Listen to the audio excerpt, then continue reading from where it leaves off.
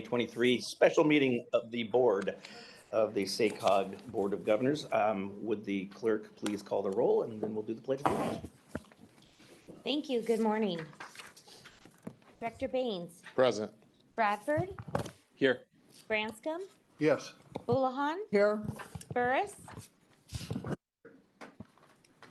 Burris absent. Coming up to Harris soon. Thank you for being ready. Yes. Director Chapman, Here. Desmond, Dowden Calvillo, Present. Frost, Gallardo, Here. Gog, Yes. Gore, here. Guerrero, absent. Harris, Howdesheld, Here. Jennings, Here. Joyner, Here. Nisley, here. Kozlowski, Here. Lauren, Lozano, Here. Sander, absent. Schaefer, Here. Vega for Stallard, here. Soon, Here. Thomas, here. Vang, absent. Villegas, here. West, absent.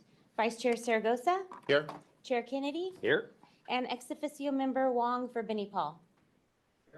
Thank you. Thank you very much. Would you please join me in the pledge of allegiance?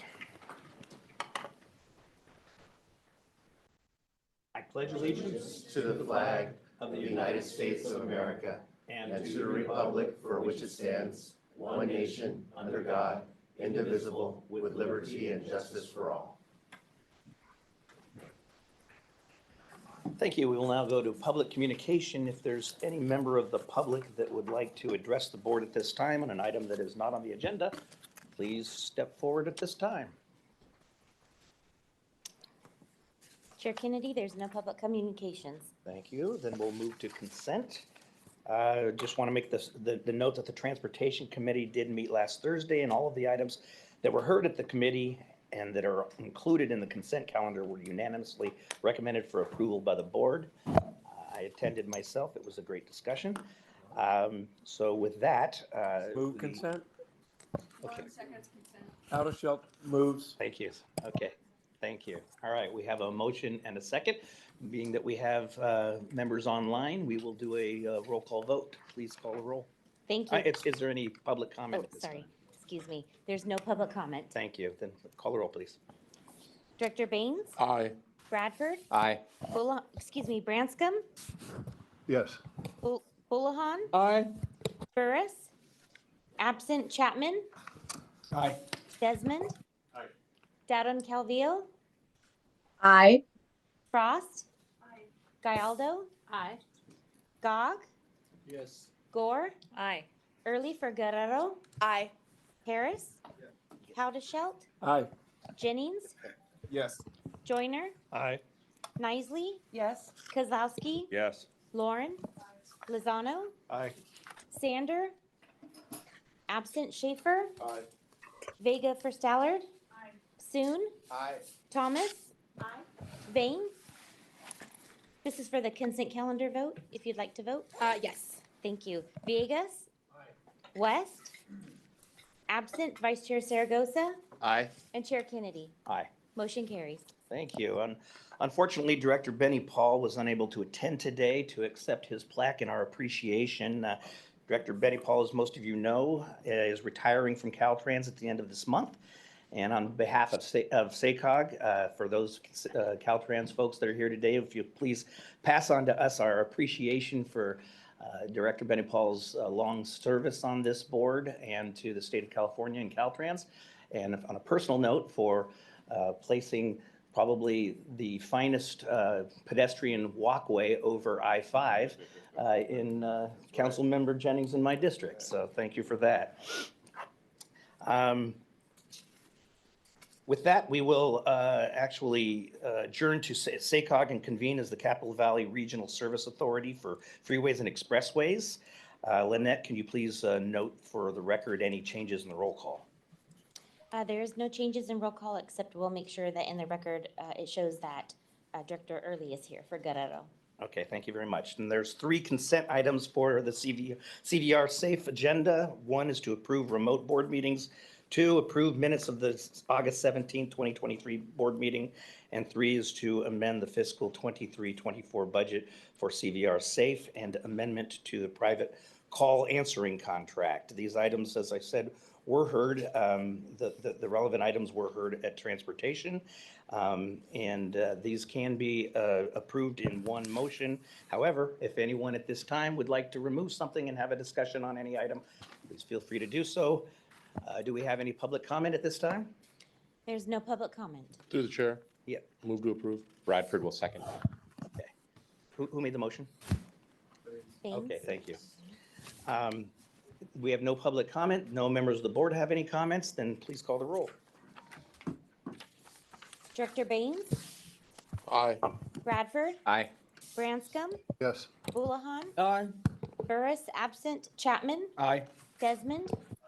Dowden Calvillo? Aye. Frost? Gallardo? Aye. Gog? Yes. Gore? Aye. Early for Guerrero? Aye. Harris? Howdashelt? Aye. Jennings? Yes. Joyner? Aye. Nisley? Yes. Kozlowski? Lauren? Yes. Lozano? Aye.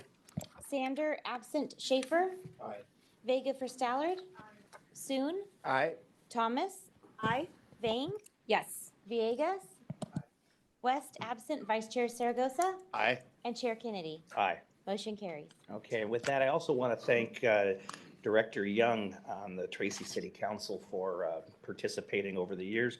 Your service to SACOG. Director Young is going to be stepping down from the Tracy City Council, so I want to thank Director Young for participating for SACOG. We now have our action items. Item number 9, is the elections of 2024 SACOG Chair and Vice Chair. And I could not be more thrilled to announce that and ask Director Thomas if you'll take over from here. I would love to. Thank you so much. I had the privilege of chairing the nominating committee for vice chair. And I would like to thank all of my colleagues who worked with me through that process. It was just really robust discussions. And we had 4 incredible candidates. And it made our job so difficult because each one of them would have been a fabulous vice chair. And all of us acknowledged that. We looked at certainly their length of service, their engagement on SACOG matters, their advocacy, their participation. We also requested a statement from each of the candidates, and that was really helpful, engaging their intent and their heart and their desire to serve in a leadership position at SACOG. And it was just very, very, very challenging. And but so we thank all of those candidates for being willing to serve in a leadership position in SACOG. We are all very, very busy people. It's not something we take lightly. And someone who's willing to step in that arena and lead this board is a tremendous a gift to our region. And so we encourage those nominees who did not get selected, please throw your name in the hat again, because all of you will be incredible leaders and already are. And with that, it is our pleasure for the nominating committee to bring forth our candidate for vice chair this year and recommend Darren Soon as the next vice chair of SACOG.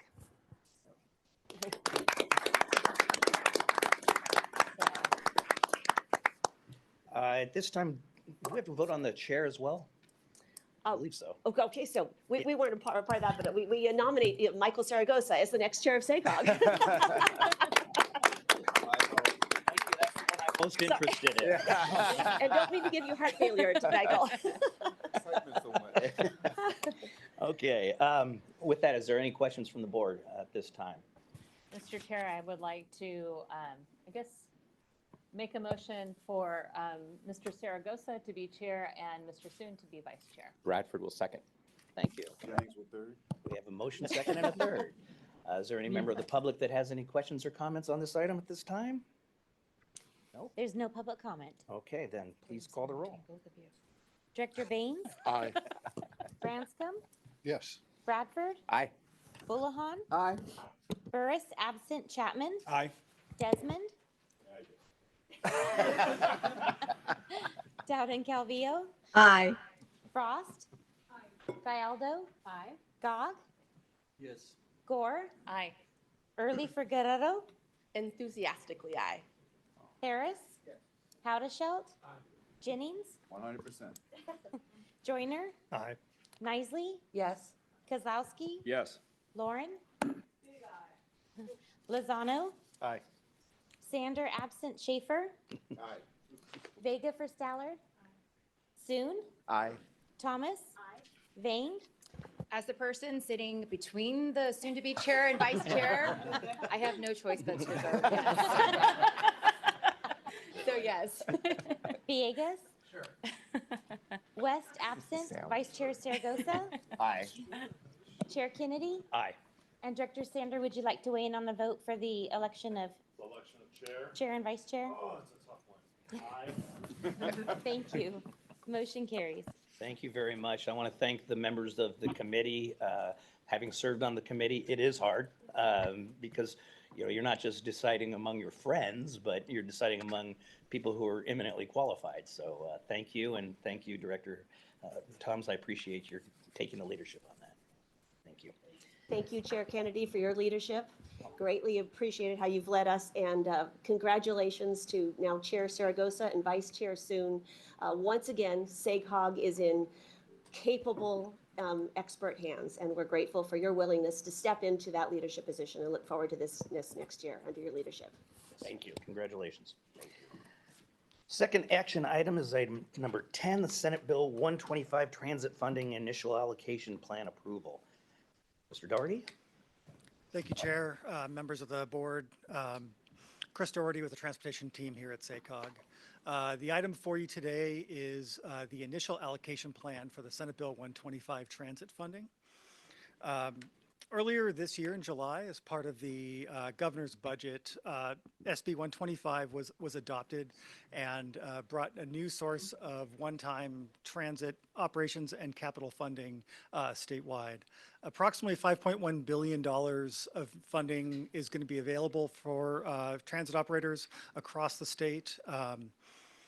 And that's going to be done through two programs, the Transit and Intercity Rail Capital Program, or as we call it, the TIRCIP program, and the Zero Emission Transit Capital Program, or the ZETCP. That one does not quite roll off the tongue like TIRCIP does, so it has not gotten a good acronym yet. This funding will come directly to the RTPAs of California. SACOG itself, as the RTPA for the 4-county region, is slated to get approximately $238 million over the 4-year run of this program. Closer. Is that better? Okay, perfect. To access this funding, SACOG is required to submit an initial allocation plan by December 31st of this year. That allocation plan is required to have the following included: a short-range financial information and transit fleet information for our transit operators across the region, and a description of the allocations requested. This item before you today is the requested allocation portion of that submission. After the initial allocation or request that we'll be submitting in December, we are able, as SACOG, to update that allocation plan on a rolling basis moving forward. So we'll be able to come to the board at any given time and update that allocation plan to include additional projects and operation funds moving forward if we choose to. To prepare for this initial allocation plan, SACOG staff, the transit staff, and myself met with all of the eligible transit operators across the region to identify what their needs were moving forward. That includes Sacramento Regional Transit, YOLO Bus, Yuba Sutter Transit, South County Transit, and Unitrans. We also met with our passenger rail operators, Capital Corridor and San Joaquin JPA, who are also eligible for this funding. We did those over a series of one-on-one meetings, over an hour, discussed their needs. So given the minimal amount of time we had, this program creation guidelines were delivered to the RTPAs on December 30th of this year, or I'm sorry, September 30th of this year, and it gave us approximately 3 months to come up with the initial allocation by December 31st. We have recommended to submit a partial allocation that really addresses more immediate needs, and those are primarily existing capital projects that have a cost overrun, that are at risk at losing their grant funding, matching funds for the upcoming TIRCIP Cycle 7 competitive program, and some near-term planning activities that will be completed in the run of this funding, and then we could act on them at the end. Also included in this initial allocation is some funding for SACOG to fund ourselves to administer this work. This initial plan is approximately $45.2 million in project funding, and that it is important to note that $44 million of that is for grant awards to support grants going after TIRCIP and other grants moving forward. Those funds are contingent upon the grant award. So if they are unsuccessful on those projects obtaining that grant award, those funds will come back into the pot to be reallocated later on. So they are contingent funds on that, leaving approximately $1.2 million moving forward as a hard allocation to the agencies.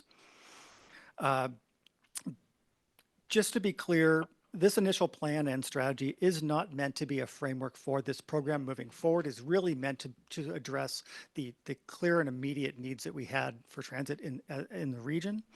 We are working with all the transit operators. There are many other large, capital projects and operational needs that we know of and we're working with that will come up in a future allocation plan, as we're going to take some time after this December initial allocation and come up with a more strategic way to move this funding forward to support our transit in the region. So with that, concludes my presentation, and I'm available for any questions you might have. Okay, questions from the board? All right, is there any member of the public that would like to address the board at this time on this item? It looks like there is a public comment.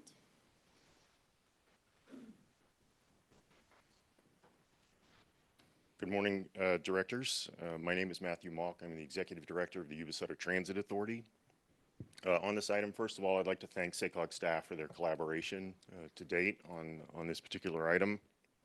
I understand that they have a big lift here, and the turnaround was very quick on this funding. So I want to put that out there, that we understand that, appreciate their collaboration. A couple of questions on this that we think from our perspective is fair under the circumstances, given the amount of funding that is available and the flexibility of those funds. I'd like, if we could, to have the staff speak to what other projects specifically were brought forward for this funding, given that SAC-RT and YOLO TD are the only operators that have been awarded funding in this initial round. As well, a question as to why prioritize projects that have yet to compete for TIRCIP funds, the Cycle 7 funds, rather than, for instance, Cycle 1 through 6 funds. I would point the board's attention to page 10 of the CalSTA guidelines, where it specifically says that RTPAs may sub-allocate funds to agencies in their jurisdictions, so agencies may use this funding to support projects that have previously received TIRCIP award and that require additional infusion of resources to deliver the original scope. Selfishly, Yuba Sutter Transit is an example of an operator that has an awarded Cycle 6 project, a facility project. It's very important to us going forward in order to achieve our zero emission transition. So I would put that forward as a possible good candidate for an initial allocation of funding. The other thing is if all of these funds, the $34 to $44 million that are devoted to projects that have yet to been awarded, I'd be interested to hear the staff speak to what the process may be and how quickly we can turn around those funds if those TIRCIP awards are not ultimately awarded in the competitive program. So I thank you for your time. Thank you. Thank you very much. Chair Kennedy, we do have another public comment that was submitted in writing. Would you like me to read that now? First, I'd like Mr. Doherty to give an opportunity to sure. respond to the last speaker. Absolutely. Thank you for that. To address the first question, which is why we focused on TIRCIP Cycle 7 for the competitive applications. Specifically, we did that because they were called out in the guideline discussion with CalSTA, who is administering this program, that use of the SB 125 funds could make a Cycle 7 competitive application more competitive. So that was because of that information, that factored into our decision to prioritize those. For as other projects that have been previously awarded through that program, we are actively working with our operators to identify those needs. Because of the timing of TIRCIP Cycle 7, applications for that are going to be due, I believe, at the beginning of March. It was a near-term decision, is in a more immediate decision, which is why we recommended that now. Supporting other projects that have already had this kind of funding, we can absolutely do, and we are absolutely looking at. It's just it did not meet that immediate criteria that we needed to make a decision before December 31st to address. To the chair. Yes. Question. I heard every word you said. I didn't understand most of it. You used a lot of technical terms that are, every specialty is an assault on the lay tongue. Anyway, I didn't understand exactly why I presume you're answering the question, why was Yuba Sutter Transit not on the list? Even though you put it in terms of why these agencies were on the list, but why was Yuba Sutter Transit not on the list? It was less of an immediate need for the grant funds moving forward. As I said, we will be. Was that discussed with Yuba Sutter Transit? We had a one-on-one meeting with Yuba Sutter Transit and discussed what the needs were. And you discussed the immediacy of the need? I believe so. Well, hold on, just a minute. You said it was denied because it was not an immediate need. And forgive me, I've got tremendous respect for you, but when you say you're not sure you discussed it with them, then. It is my understanding that the shortfall on the maintenance facility is the amount of that shortfall is going to be determined by the sale of property moving forward. So therefore, there is not a clear understanding of what that shortfall is and what to address. So that to me said they'd need to take some steps to move forward, and then we can help them address that need moving forward. What did you understand, the speaker from Yuba Sutter Transit, what did you understand his comments or the thrust of his comments to mean? Again, he was speaking in technical terms, speaking about technical programs that are not for everybody's ear. To me, he asked two distinctly different questions. One was why we prioritized TIRCIP Cycle 7, competitive projects that were pursuing grant funds for that competitive program. And I believe I did explain that. I'm happy to clarify if I need to. The other question was the guidelines call out for this program, supporting projects that have been previously awarded grant funds out of this program. The reason we did not include that project specifically is because we can address that early into next year at a later time. It did not need to meet that December 31st deadline. Thank you. Any other questions? Thank you, Mr. Doherty. Appreciate your professionalism. Lynette, I believe we have another comment. Yes, we do. We have a written comment from Dan Allison with Sacramento Transit Advocates and Riders. He says, Sacramento Transit Advocates and Riders is in strong support of the allocation of $10 million in SB 125 funds to the Dos Rios Light LRT station under SACOG Board Agenda Item 10. We believe that this light rail station is critical to the success of Mirasol Village and other developments in the River District and to the entire SACRT transit network. And that concludes his public comment. Thank you very much, Madam Clerk. Mr. Chair, may I ask a quick question? Please do. I appreciate it. Thank you so much. So what I heard you say is there is an opportunity to be flexible with these funds, correct? Absolutely. Okay, so you have to meet this deadline by the end of the year per the guidelines for the grant. And then there's an opportunity to work with the applicants and actually put other projects possibly forward for funding as we're working through the process. we can update that allocation plan on a rolling basis at any time after December. So we have ultimate flexibility moving forward. We are just trying to meet that immediate deadline of December 31st on the initial allocation plan. Great, thank you for the clarification. I appreciate it. All right, any other questions? Comments? Motion? I'll move the item, Chair. Early seconds. Okay, we have a motion and a second. Did you get that, Madam Clerk? Director Clarification. Vang and Director Early? Yes, Okay. it sounds like Director Haudashelt has a question. Oh, I'm sorry. All right, since this doesn't apply to Placer or El Dorado, do we vote on this? Okay, thanks. Thank you. I'll go ahead and take roll call vote. Thank you. Director Baines, Aye. Bradford, Aye. Branscombe, Yes. Houlihan, Aye. Burris, absent, Chapman, Aye. Desmond, Aye. Dowden Calvillo, Aye. Frost, Gallardo, Aye. Gog, Yes. Gore, Aye. Early for Guerrero, Aye. Harris, Haudashelt, Yes. Jennings, Yes. Joyner, Aye. Nisley, Yes. Kozlowski, Yes. Lauren, Lasano, Aye. Sander, Aye. Schaefer. Thank you. I'm sorry. No. No, thank you. Vega for Stallard. Soon. Aye. Thomas. Vang. Yes. Villegas. West, absent. Vice Chair Saragosa. Aye. And Chair Kennedy. Aye. Motion carries. Thank you. And Chair Kennedy, if I could, just, I think that was just made clear. Thank you, Director Gore, for the follow-up question. This is the first tranche, right, of funding that has come from the state for transit, which we can and will come back to. So we will sit down with Yuba Sutter Transit, any of the other transit agencies in the 4 counties, and continue to work on this. So it's the first time, not the last time you'll see this item, so. Thank you. With that, we will move it on to item 11, the SACOG annual highlights. Casey Lazan is going to kick this off. Thank you, Chair Kennedy. I am excited to be the one to kick off the highlights for you. We do call this the annual highlights because the culmination of work that the board conducts at your board committee in between those meetings, that the staff does with all of our partner agencies, it's a lot.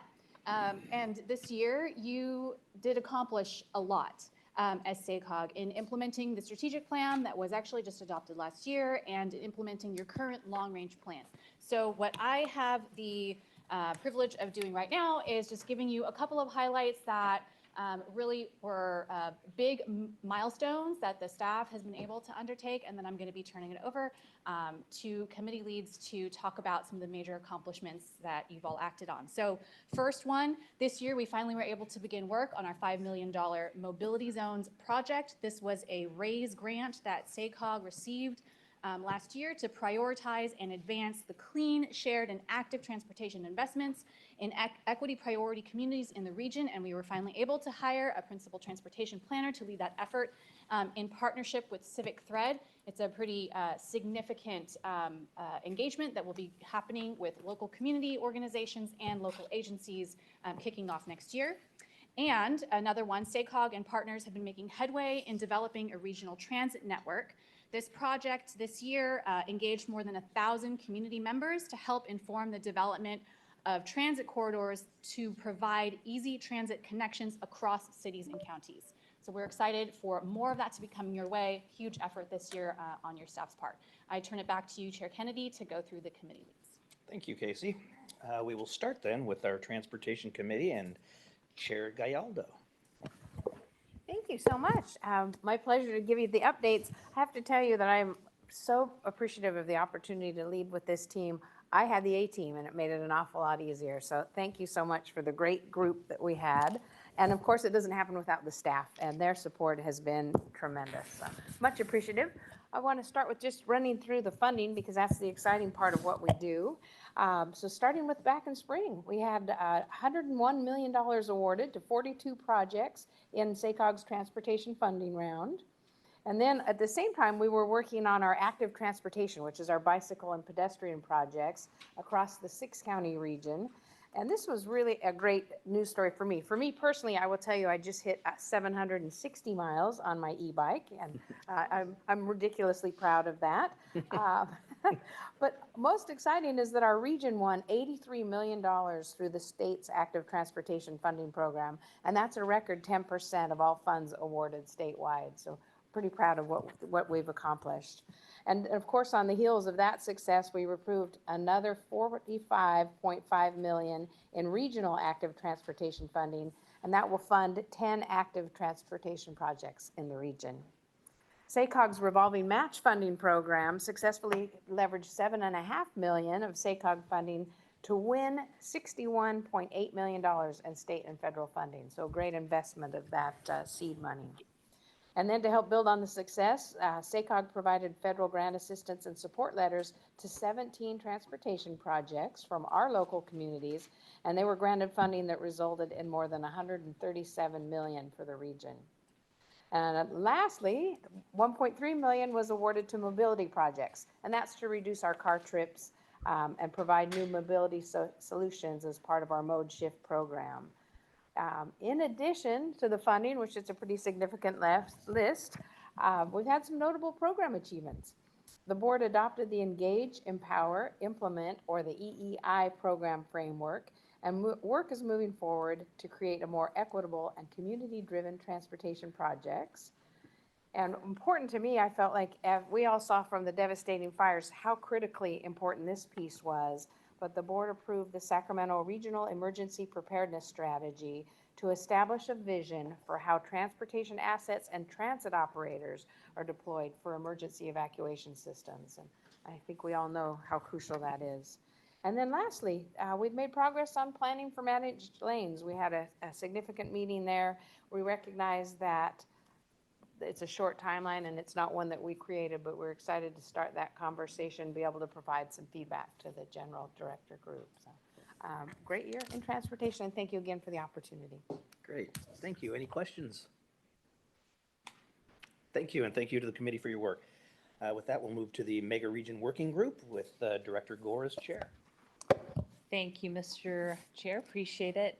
So our SACOG group had the opportunity to oversee and chair the group this year, which meant a lot more work for SACOG staff. So first of all, I want to say thank you to our team because that meant just an extra meeting to prepare for, and I appreciate your work. And then, of course, Directors Joyner, Bradford, and Kozlowski joined me on that committee. We had a really productive year, and it resulted in winning significant funding for transportation projects, which are critical to the 16-county Northern California mega region. We hosted a meeting with Congressman Ami Bera and Federal Railroad Administrator Amit Bose in April, where we made our case for the intercity rail projects like the Third Track project to Roseville and the Valley Rail project to extend the ACE trains from San Jose to Stockton to Sacramento and ultimately to Chico. We organized the first Mega Region Lobby Day at the state capitol in April to share and advocate for the Mega Region Dozen project list. And as a result of a lot of our efforts, we did receive significant funding for 2 of the Mega Region projects, the Valley Rail Extension, which received $25 million, and my personal favorite, the Roseville Third Track project, which received $42 million in funding. So a good year, and I'm sure more to come as we work together with the Mega Region to advocate on projects that benefit us all. And I really do think that our region benefits when we partner with these other Northern California regions, because we really need a little bit more oomph to help us receive some of these big funding grants. Great.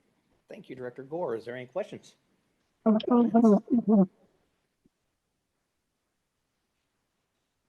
Any questions, comments?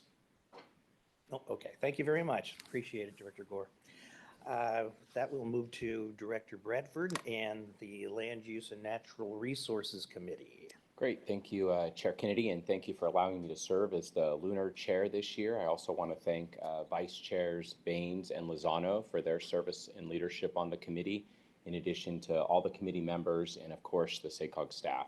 who supports the committee. So the Lunar Committee had a really busy year in 2023. Two major significant highlights that I'd like to chat about this morning.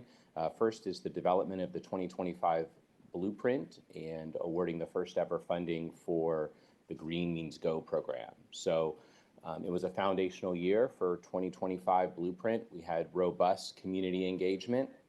We hosted a 300-person blueprint workshop in Folsom that I know many people in this room attended.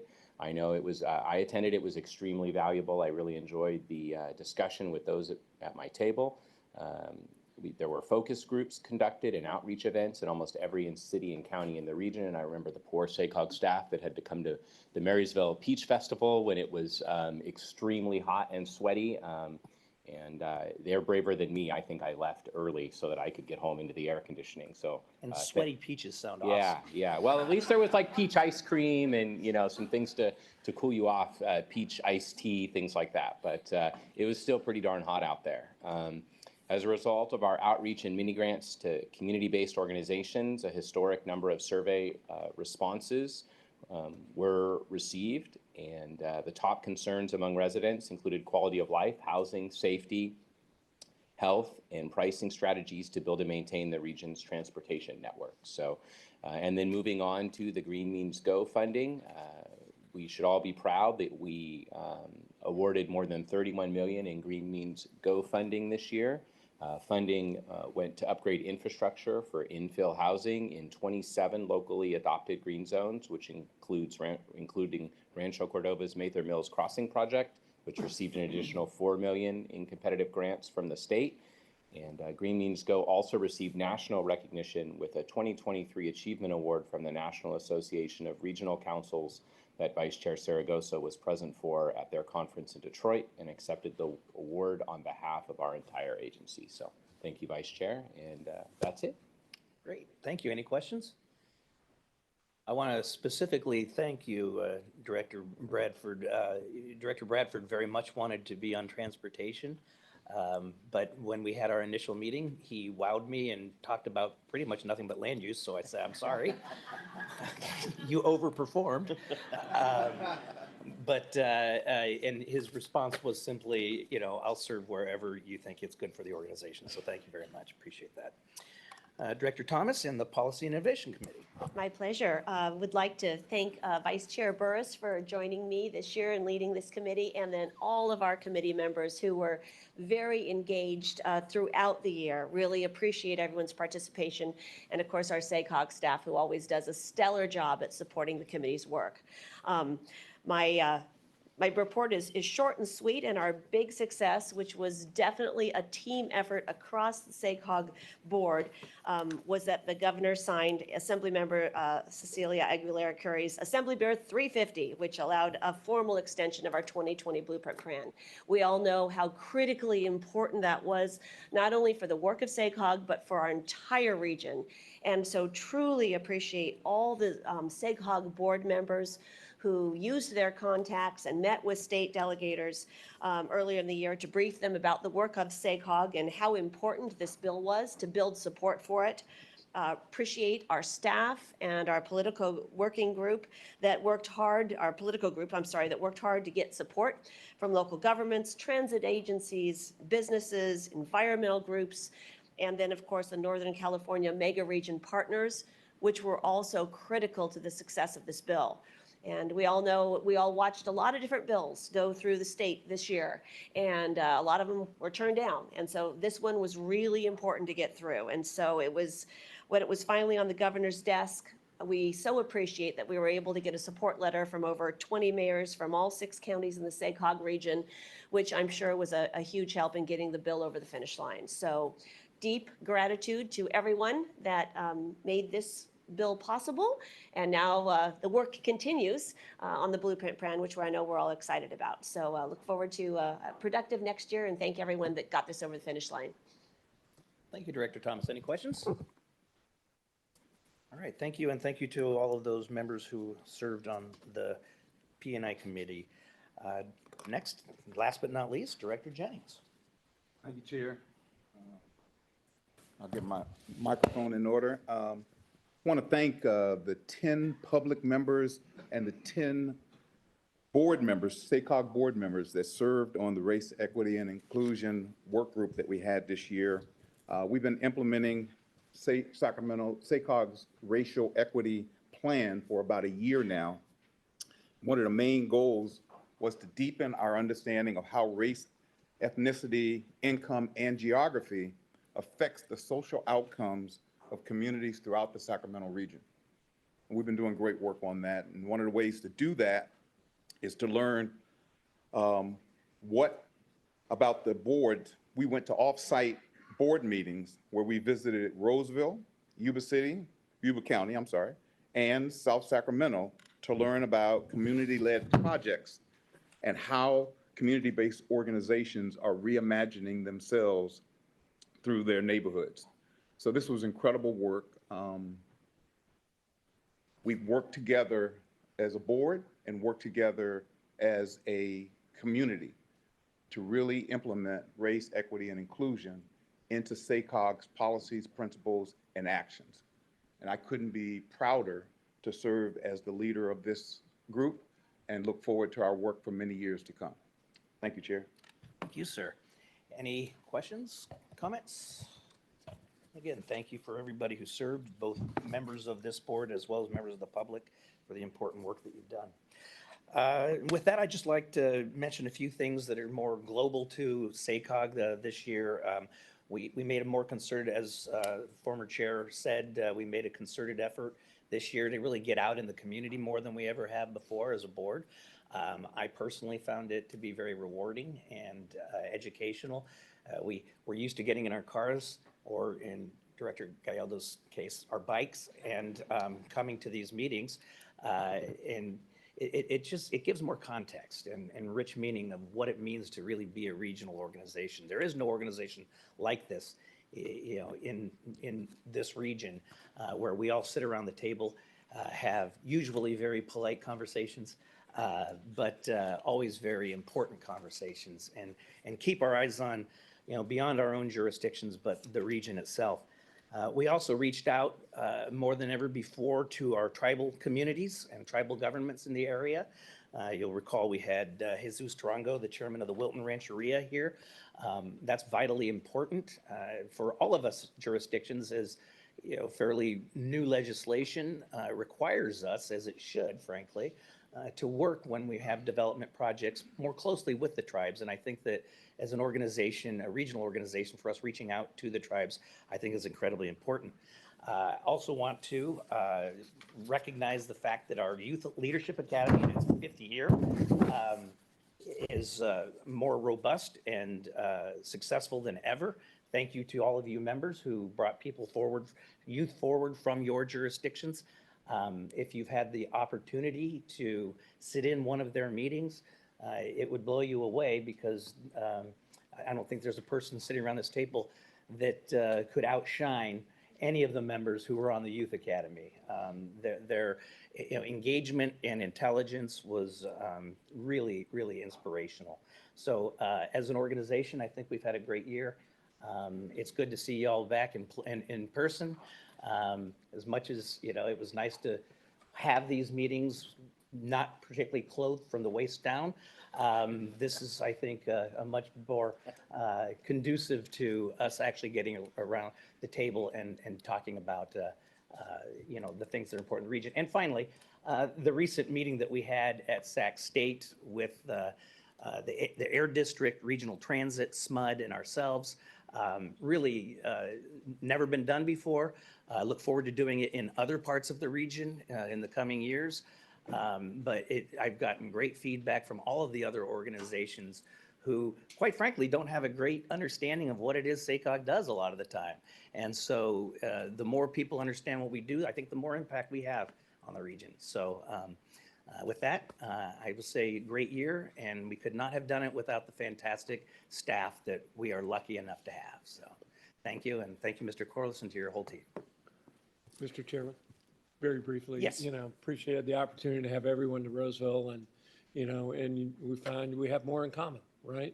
You know, that day I found out the chair's connection to Roseville. It goes back, and I think, Mr. Branscombe, I think you were the one, or someone told me that they used to work at Consolidated Communications when I showed that slide. So, yeah, it's a really good opportunity to see, how much we are alike and how much we are, working, in our own context to achieve the goals of SACOG and transportation and transit. Thank you, Director. Appreciate the comments. Anyone else? Okay. Since we're sharing the mic, I'll lean over. I thank you so much for your awesome leadership this year, too. I have to tell you, I think my highlight really has been these site visits that we've started. I love the opportunity. We all come into these meetings, but we don't really connect or have those opportunities to talk about what's happening in your area. Now when I go to Apple Hill, I think about how you're doing these transit needs. And could you make that faster still? But, I have an update on that. I learned the trick. You go on Monday.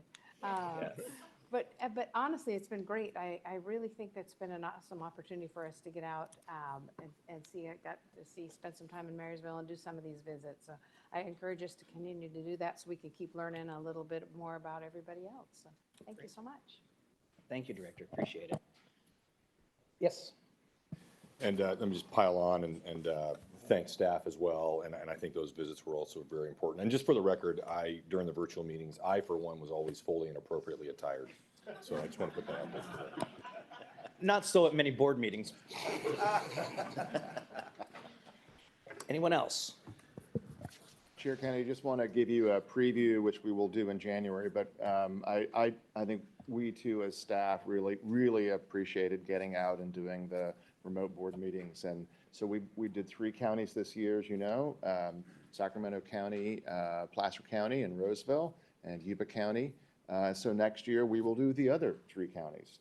And we will be going to Yolo County and Sutter County and wrapping the year off in the Chair-elect's County and El Dorado County. So, and that does take a lot of work and logistics on the part of our staff and our amazing team here who is around you. So we think it's really important. We've heard a lot of good positive feedback from you all.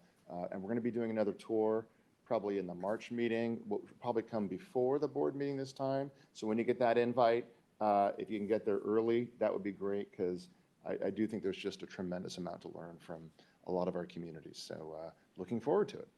Thank you. Yeah, I just want to stop for a second, because we talk about staff all the time, and we should, because they do a great job in leading us, directing us, making sure we have everything we need every step of the way. But I also want to just pull out for a second the exceptional leadership of our executive director, James Corliss. And I just want to acknowledge the work that he's done to have staff moving in the direction that they are, and everybody working together at that level that then works together with us as a board. And that's why we're able to have such a great year, as you just heard in the report. So I just want to pull out our leader, James Corliss, and I want to give him and the staff a round of applause, if we will.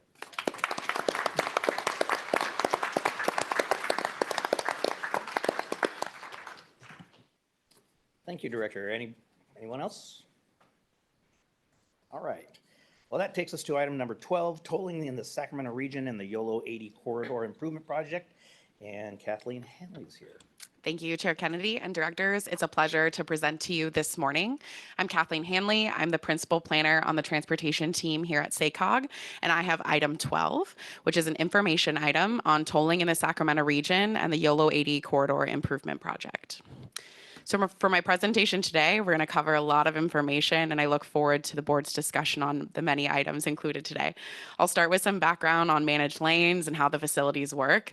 We'll dive into a little bit of depth on the YOLO 80 Corridor Improvement Project and have some light discussion on tolling governance and how those discussions have been going for creating a tolling authority for the Sacramento region and how that plays into the California Transportation Commission's Assembly Bill 194 tolling authority process.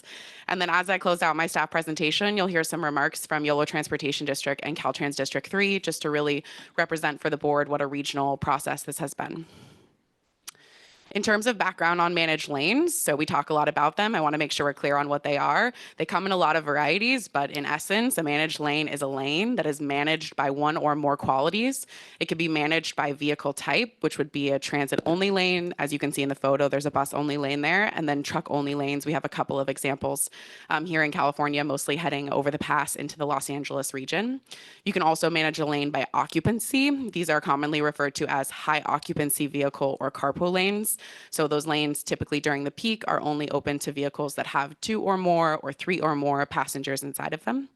You can also manage lanes by time of day. These would be reversible lanes. The example is shown on the Golden Gate Bridge, which has a center lane that flexes direction depending on the peak travel, or part-time shoulder, where for the majority of the day it's a shoulder, and then at certain times it becomes a lane to help ease that peak period congestion.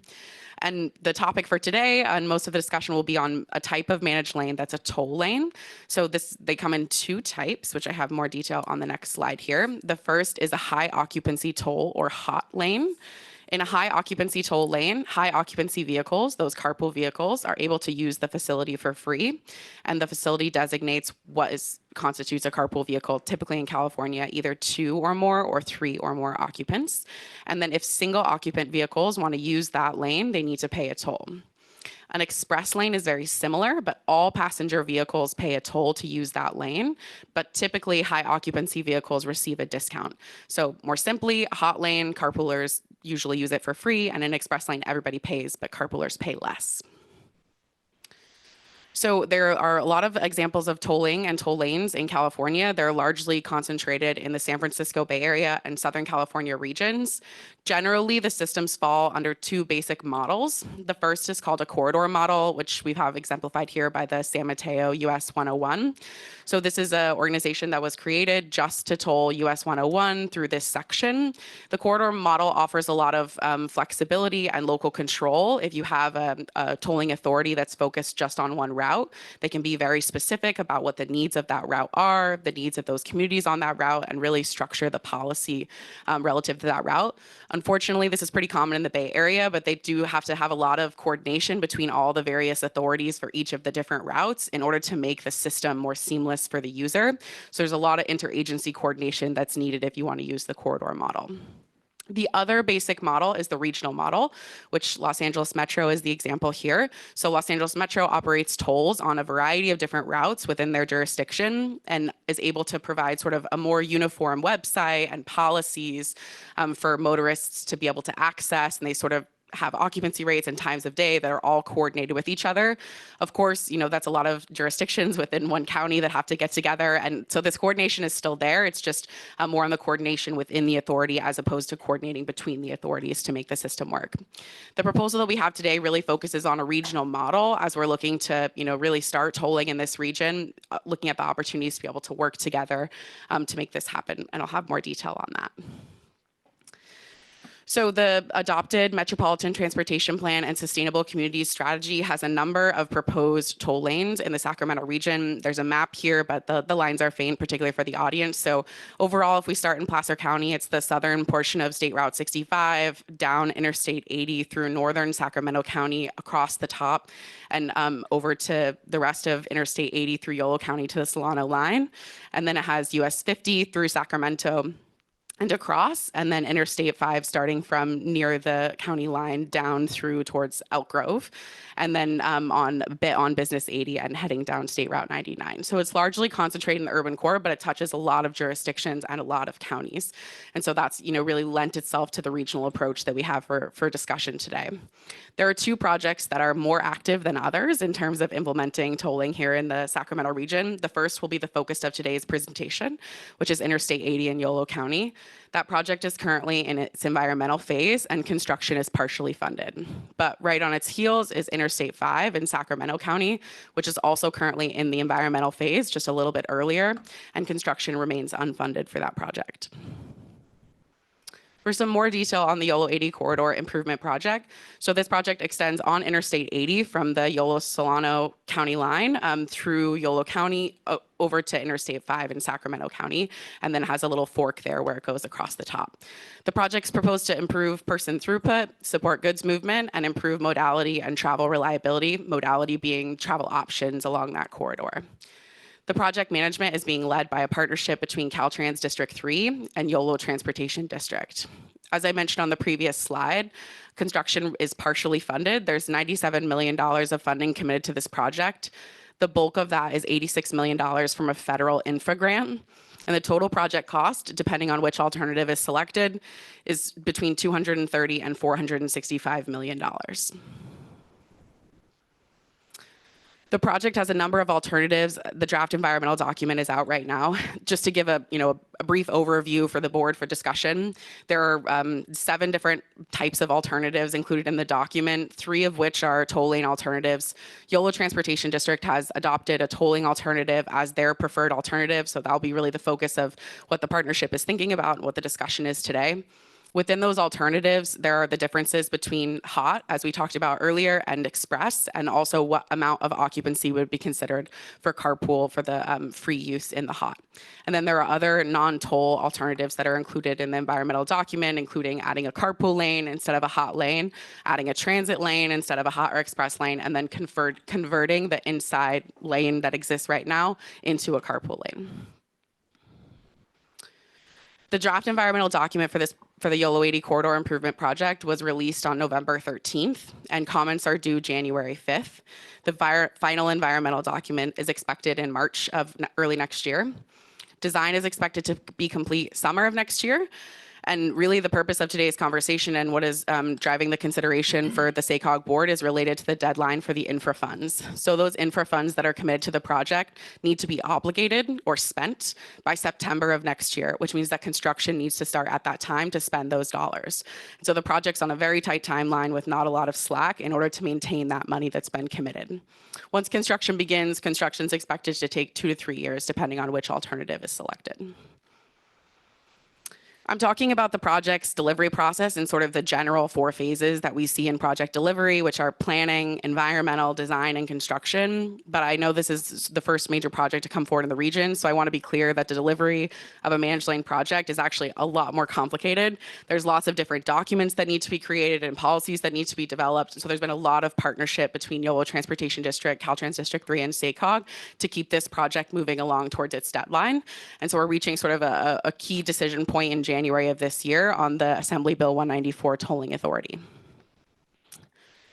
Given the amount of partnership that's happening in this project and truly the regional nature of the project itself, I'm a native of this region like many of you, and I know we've all experienced what it's like to be on YOLO 80 the first time that Tahoe gets snow, or if even one motorist is stuck in the outside lane, what it's like to try to travel on that corridor. So we've really brought forward a regional approach to tolling. There's a draft Joint Powers Authority agreement that's attached to this staff report for the board's consideration. That draft Joint Powers Authority agreement will be the main focus of today's Strategic Planning Committee conversation, but I expect there'll be some more discussion on it on this item today. How we're proposing for the JPA to work is for it to be a JPA between SACOG, YOLO, and Caltrans. So SACOG would have 2 seats. One would be an elected official per county, which right now would be YOLO County for its current structure, and then 1 at large from SACOG. Then YOLO County would also have 2 elected officials sit on the board, and Caltrans would have representation on the board. Those discussions are ongoing, and look forward to some board discussion on that piece. The idea, though, is that the JPA is set up so that as future tolling segments come online in other counties can join this structure, and it can be a truly regional entity. So as Sacramento gets more of a facility, or even into Placer, there's an option for this to expand so that we can all work together and balance the representation on the JPA board. So the AB 194 tolling authority process is a key part in advancing this project. So the California Transportation Commission was delegated authority to approve tolling on the state highway system through AB 194. So how it works is that the CTC, or the California Transportation Commission, requires 3 different pieces in order to consider approving tolling authority. The first is a project application, which is this long 60-page report with lots of information on the project and performance metrics and how it works. And there's predefined guideline sections, which are detailed in your staff report, and that must be submitted by the actual entity requesting tolling. So in the consideration for today, the JPA would be the entity that would submit the project application. Then the CTC requires a public hearing. That would be arranged by CTC staff, but would be located near the project. And that must occur prior to the California Transportation Commission meeting where they consider the tolling authority application. So that's sort of backing us up onto the schedule, which we'll get into. And then the CTC will ultimately make the decision at their commission meeting. It's broken up into 2 items at their meeting. The first is an information item where the applicant provides information on the project and how it works and how tolling would be a benefit for the corridor.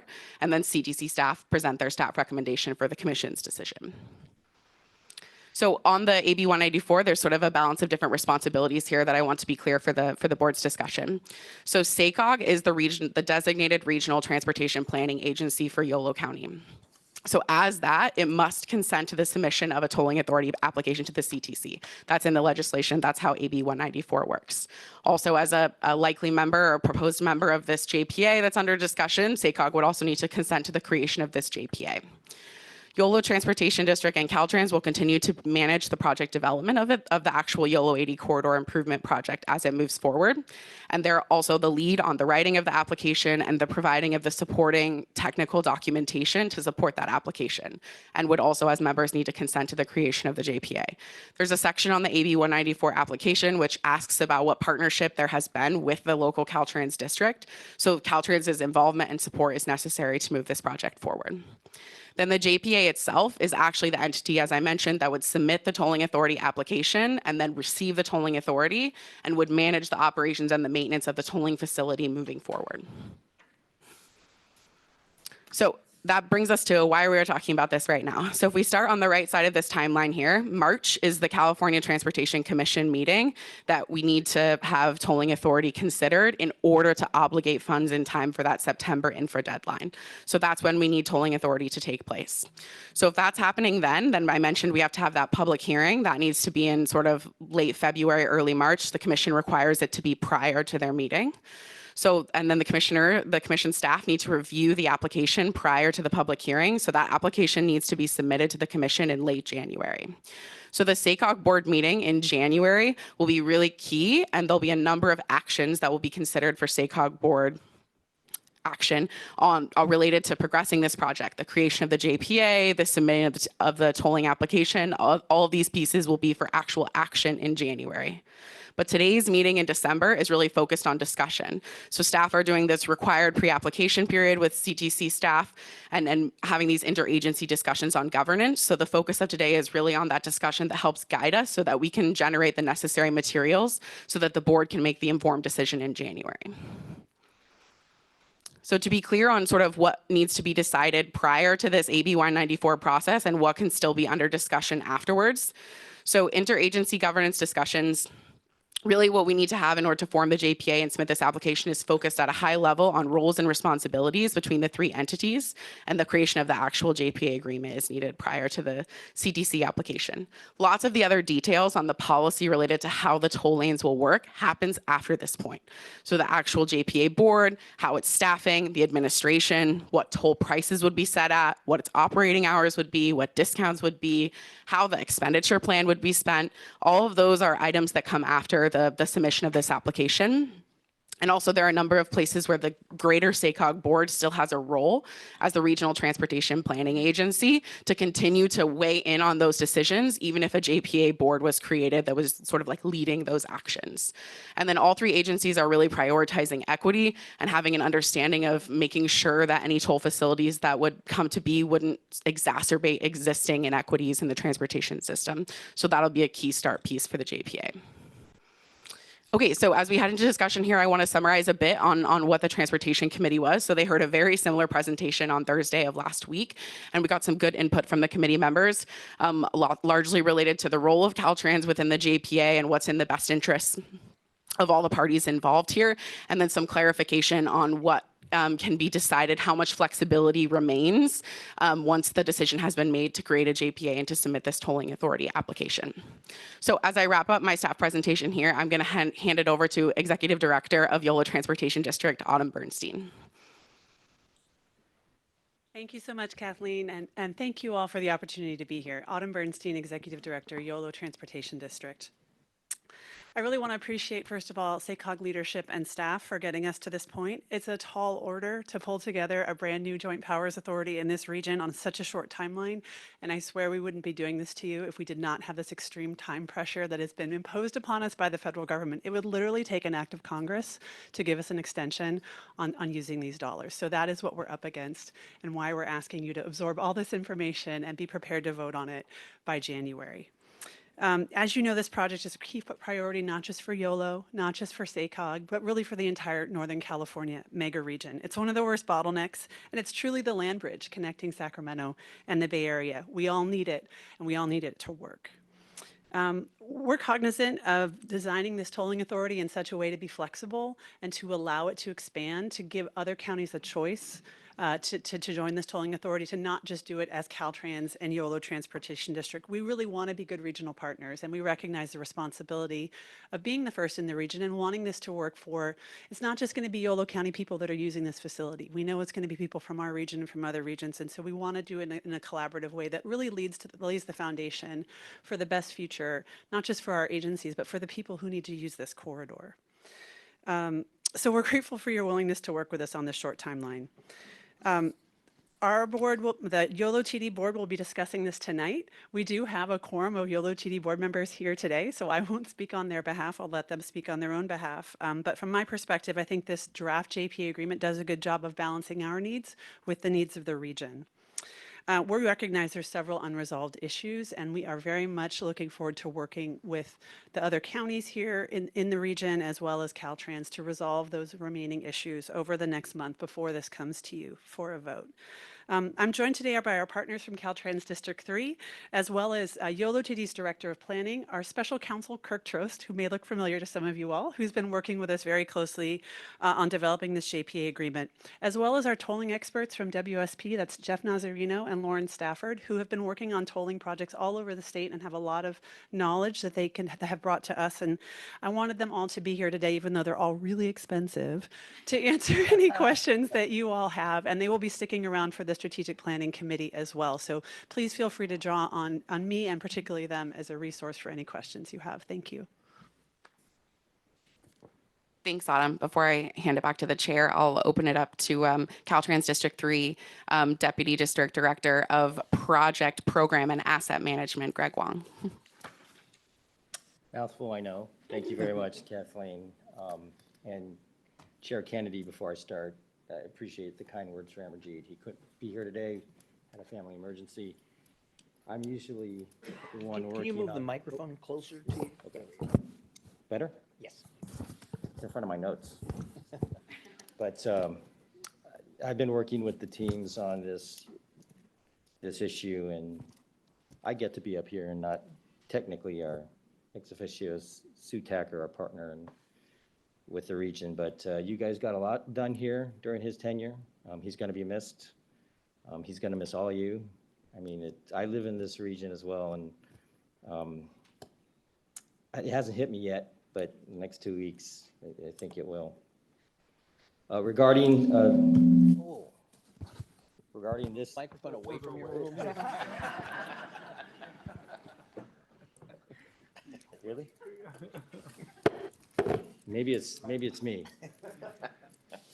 On this issue of the JPA, we've been working with YTD, SACOG for the last 8 months, and they've done a great job. I appreciate all their work and their leadership.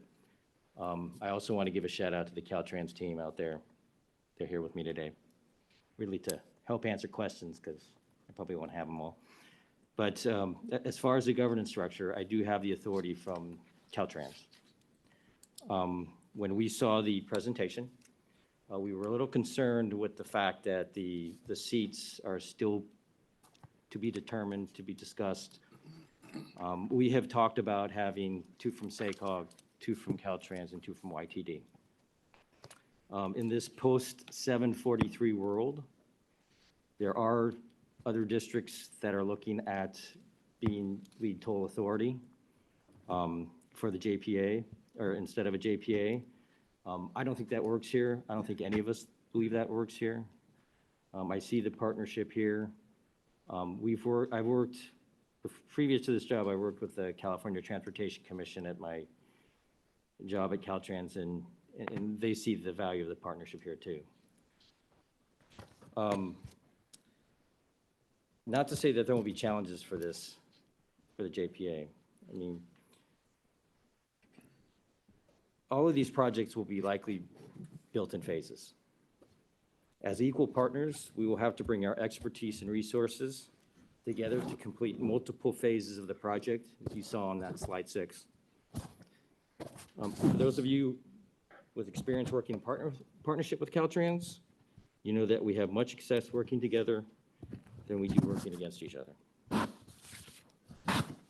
Finally, Caltrans, through our expertise in project delivery, design and construction, and owners of the existing infrastructure, specifically the toll facilities, those can and will implement SACOG's MTP SCS, helping the region meet the GHG reduction goals. So our position is that we have equal representation on the JPA as voting members that we have been discussing for the past 8 months. Right now, our legal division is currently reviewing the JPA document, but we are absolutely looking forward to working with you on this unprecedented effort in this region. And that's my comments. Thank you very much. Appreciate it. Kathleen? Back to you, Mr. Chair. Okay, thank you very much. Questions? Yes, sir. Mic closer to me. Couple, what is 743? You threw that out, this post 743. Yeah, Can Senate we Bill review that again? 747, Senate Bill 743 takes into account looking at how projects are developed and, taking into account GHG. Planners, help me out here. Yeah, I was going to say this feels like a good planning question.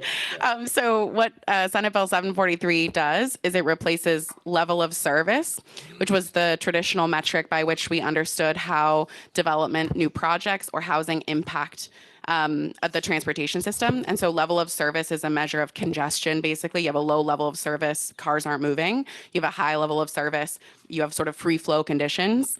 And then what Senate Bill 743 does is replaces that with a metric called vehicle miles traveled, which we talk about a lot here at SACOG. And so in effect, what that does to transportation projects is it forces them to consider what the induced demand or what the greater travel that's happening as a result of the project. And as the owner operator of the highway system, it's a lot of fun for Caltrans. Got it. Unrelated question. Other joint powers authorities, because you brought up this issue of board representation for Caltrans, where are there examples of joint powers authorities where Caltrans has a regular voting seat? Do the ones in Southern California or the Bay Area have a Caltrans member as a voting member? They do not. Okay. But again, why is it important here? It's important here because, frankly, this is a blank slate for all of us, I think. Caltrans wants a say in where the revenues are going as well. So this is something that's been discussed in our headquarters and our district. And, just because it hasn't been done anywhere else, I think we have a chance to do something special here. So just speaking for myself and with respect, I really appreciate all the things that Caltrans does. Local agencies, City of Folsom, and all the rest of us constantly are at odds with the state of California over unfunded mandates. So giving the state further control over even this JPA doesn't really appeal to me very much. Okay. Here we go. Thank you, Director Swin. Thank you, Chair. Just a few questions, and yeah, similar to Director Kozlowski's question, I was wondering about Southern California's model exactly, if you could explain that. Sure. So I can talk about it at a high level. So the existing tolling managed lanes that exist in California came on during different eras. Some of them are as old as 2008. So there's a lot of variety on what legislation existed at the time, what was the current federal infrastructure legislation. So like all of that as a caveat. But generally speaking, there aren't tolling authorities that have Caltrans as a voting member of a JPA. What I will say is that all of those tolling authorities have a ton of agreements that they have to make with Caltrans because Caltrans remains the owner operator of every toll facility within California. So those are related to how do you manage the degradation of the facility when there's too much congestion, operations and maintenance, what happens in emergencies. So they're still working very closely with their Caltrans district, and there's still a lot of negotiation happening between the tolling authority and the Caltrans district, just not in the formation of a JPA structure. Okay, and actually, more specifically, the governing in terms of, in the staff report, it talks about fewer agencies in the Southern California model. I was wondering how are other counties doing it down there, or SCAG doing it down there? Yeah, so in the case of that was provided for LA Metro, so a lot of times it exists as a board, sort of similar to how CVR Safe is for the SACOG board, where it's sort of staffed by the same entity or a part of the entity, and some or all of the board members sit on that board. So it usually has a separate entity in name, but is not necessarily as much of a separate entity as what's proposed. There are, of course, some exceptions to that, and there's creation of specific corridor JPAs in Orange County, and other examples in the Bay Area. So it's a real mix of things. Okay, no, that helps. And the CVR Safe model is an interesting one. I think we should look at because I am concerned about duplicity and redundancy of these boards. Because when you look at the model for YOLO and then you start expanding to Sacramento, Sutter, Yuba, all of a sudden we got could be half of our SACOG board on this thing. And also, when I look at the tolling agreement, the general powers, I was wondering because how we would differentiate this, because the general power says, including but not limited to, seek, receive, and administer funding from any available public or private source, including toll and any other revenues, and grants or loans under any available federal, state, local programs for assistance in achieving the purposes of the authority. So, does this ever put us in conflict with other, whether it's STA or YTD, when they go out and if they pursue grants and things? Do we ever put in competition with each other? I don't know if Mike wants to answer that from a legal perspective, but I'm happy to from a policy. So I'll answer half of that. Part of what we're doing with the Joint Powers Agreement is this agreement limits what the powers are on the authority. So what we're saying in that particular instance is we're not going to agree to put any limitations on the authority's ability to bring in funding.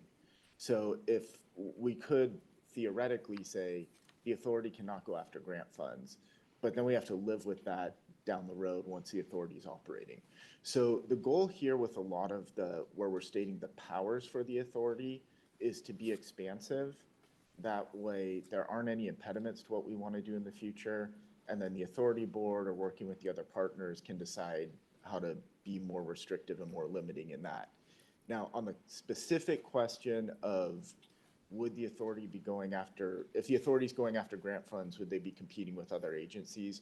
I'll defer to staff on that question. But ultimately, the authority would be able would have the power to bring in grant funds if that was desired to carry out a project. We have the luxury of not having an existing tolling authority that would compete, that is actively pursuing managed lanes projects and trying to compete for these funds. So sort of what the idea here is that this entity would be able to work collaboratively with the jurisdictions and with Caltrans to sort of build out the network as proposed in the adopted Metropolitan Plan and Sustainable Community Strategy in the way that makes sense. Yeah. Well, I guess, and obviously it's informational, but I mean, this is, maybe I suggest maybe a working group or something to get this to something more baked out that to ensure that we're not competing, or if we are, we all know, I mean, as we all know, the transportation dollars are slim anyway. So to add another entity that we could all be competing against, I think is a concern for me. And then just generally, if under this model here, if it was YTD that selected the Yolo County representative, does it matter? Like, could you have STA then select the Sacramento County representatives, or is there anything restricting us in that regard? I think that's something that we're looking for board discussion and direction on, Mike. Yeah, and I can address that too. One thing, I'm gonna go back to your first point. One other point there is theoretically, if the way AB 194 works, which is the law allowing tolling, is any excess revenues from the toll authority can get reinvested back within the corridor where they're generated. And so that also means that there's potentially a local match for other funds that might pull in for projects that aren't necessarily on the highway itself. So there are other advantages as well to bringing in a different funding source. So I just wanted to add that point. As far as the board composition, right now, the three parties who are parties to this JPA agreement would be SACOG, YOLO TD, and Caltrans. We've set it up so that other agencies could come in. So for Placer County and El Dorado County, they have separate RTPAs from SACOG. For Sacramento County, the RTPA is SACOG, but then however else we bring parties in, that's something that's up for discussion and that we can get feedback on. There certainly could be another party like STA that would become part of the agreement. So that's an option, but that's part of what we're looking for feedback from the board and then the strategic planning committee later today. Okay, thank Director you. Soon. Oh, yeah, sorry. Okay, sorry. Yeah. Yeah, we acknowledge the letter that STA sent over and honestly look forward to like working through that question, right, of who makes appointments within Sacramento County. We did not put that in the draft simply because we felt those discussions were pretty early still. But whoever it is in Sacramento County, I think is one of the, it's sort of in the top of the issues to work through here. So we hear that. I guess just on grants and competing, I think you raised a decent question on redundancy, right? And as I briefed many of you, there's a good question, do we need a new JPA? Absolutely, you should ask that question. And I think, having thought through this quite a bit, this, to me, seems like an exception, a case in which a shared partnership and a shared responsibility is a good thing. But your other options, just so we're clear, right, we create a JPA, who is the tolling entity, the RTPA, so in this case, SACOG for the 4 counties, just like Placer and El Dorado for theirs, could be the tolling authorities, or Caltrans could be the toll authority. Those are the 3 options that you sort of have in front of you. And yes, we went really deep on a JPA because the parties really believe that shared ownership is the right model, and we gave you a very specific agreement to react to. I understand that. And we did that intentionally because we thought we'd get good discussion and we thought we'd get some kicking of the tires. But I do want to be very clear, if you're looking at options and you're thinking, how else could we do this? You don't have to create a JPA. You could have SACOG for the 4 counties submit the application and be the toll authority. And as you say, Director Soon, that could be more efficient. I also think that could raise questions. And then you could have Caltrans be the tolling authority as Caltrans. I'm looking at Greg over here, and like, right? So those are sort of your options on the table, which is, again, in this case, the recommendation for your information discussion is, we think this kind of shared partnership and ownership model is the right way to go because this is so new, and it is we think there's a real strong principle here of us working on it together in a new entity. We don't do that and recommend it lightly, but it is absolutely up for discussion and your feedback. Thank you, Executive Director Corliss. No, I appreciate you laying out those options for me. That all of us. That helps clarify things. And then the final comment I'll just say is, in terms of Council's comment about, the projects, any excess revenue. I mean, that's good to know as well. I guess I would just like to make sure that there's, if it's like a waterfall type of agreement, there's a definitive expenditure plan for maintenance. So we know that it's the operations maintenance that's taken care of for certain going forward before we do these good projects outside of the intent of the JPA. So, thank you. And the state statute, just for your edification, the state statute does provide for a specific waterfall where the initial revenues have to go to operating expenses, debt service, and reserves. And then the excess revenues can be expended on other projects. So you really are looking at the first level will be I'll call it operating expenses, but it lists out, various types of operating expenses that would get first priority. Perfect, thank you. We're going to other board members. Autumn, do you have something you want to? Yes, just quickly on that point, it's an important one. Everything that Mike said is right about that waterfall. The only thing that I would add is under SB 743, our law that does now require under CEQA mitigation for VMT or vehicle miles traveled, the EIR does lay out a whole host of strategies such as increases in transit service and other things that are required to offset the new VMT that will be generated by adding the lane. So I would add that to the waterfall, as those are going to be required expenditures, at least for the mitigation period to comply with CEQA. And then any toll revenue beyond that, there would be flexibility about how it's spent. But I would just say I would caution us about that there being a lot of toll revenue once we get through all of those things. Yeah, thank you. I'll just briefly add that the JPA would be required to adopt an expenditure plan, or whoever the tolling authority is would be required to adopt an expenditure plan that lays out, should there be any excess revenues, what those projected excess revenues are thought to be and what they would be spent on. Also, SACOG, as the RTPA for Yolo County, would need to review and adopt that expenditure plan as well. So there's a lot of oversight on what would happen with excess revenues for the 4 counties. Okay. Director Brenscombe. Thank you.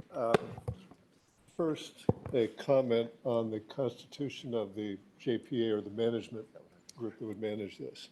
I'm very much in line with Director Soon's concerns. Let's look at it. You've got 2 from SACOG proposed, 2 from Yolo Transit. And then another jurisdiction gets involved, another 2 in that jurisdiction.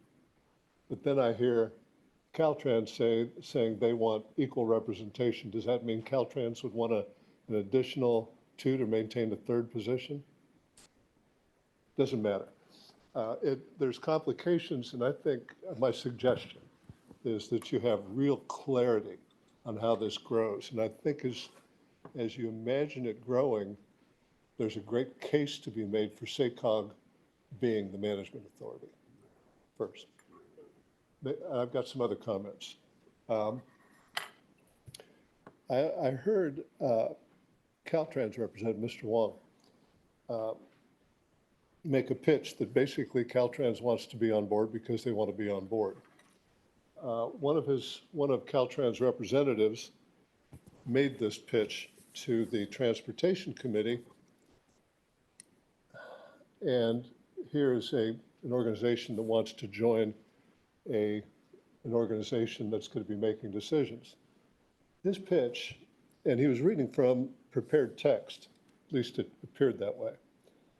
And his pitch was so far removed from collegial as to be disturbing, quite frankly. It was heavy-handed and in one aspect, threatening. For example, the comment was, it's better that we work together than against each other. And that's, well, I very much favor local control, number 1. Caltrans, in my personal experience, has been difficult to deal with, and given that they are not a member of any of the other JPAs managing these types of entities, these other groups have gone through this process and decided Caltrans would not be on their board. And I think that's a good decision. And again, I'd suggest again that SACOG look at being the sole authority, because once you start mixing and matching, it becomes there'll be some thorny issues that'll come up. Thank you. Director Branscombe, can I just respond to the Caltrans comment? Yes, it is true that there's not a precedent for this, but I do want to remind you all, we're talking about potential toll facilities on the state highways, which are Caltrans's, those are owned and operated by Caltrans. So my thought I want to offer here is if it's a shared JPA, having some involvement by Caltrans, I think is important. The nature is what, right? The nature is, are they voting? Are there, how many seats? But I think, again, because this is so new here, and we're trying to create this as we can build the airplane as we fly it, I think they do need to be involved. The question is sort of the nature of that involvement, because those are their own facilities. Mr. Chair. Hang on, I'm going to let this gentleman. Thank you very much, Chair and Vice Chair and members of the board. My name is Brian Alkinsell. I'm the Deputy District Director for Traffic Operations for District 3.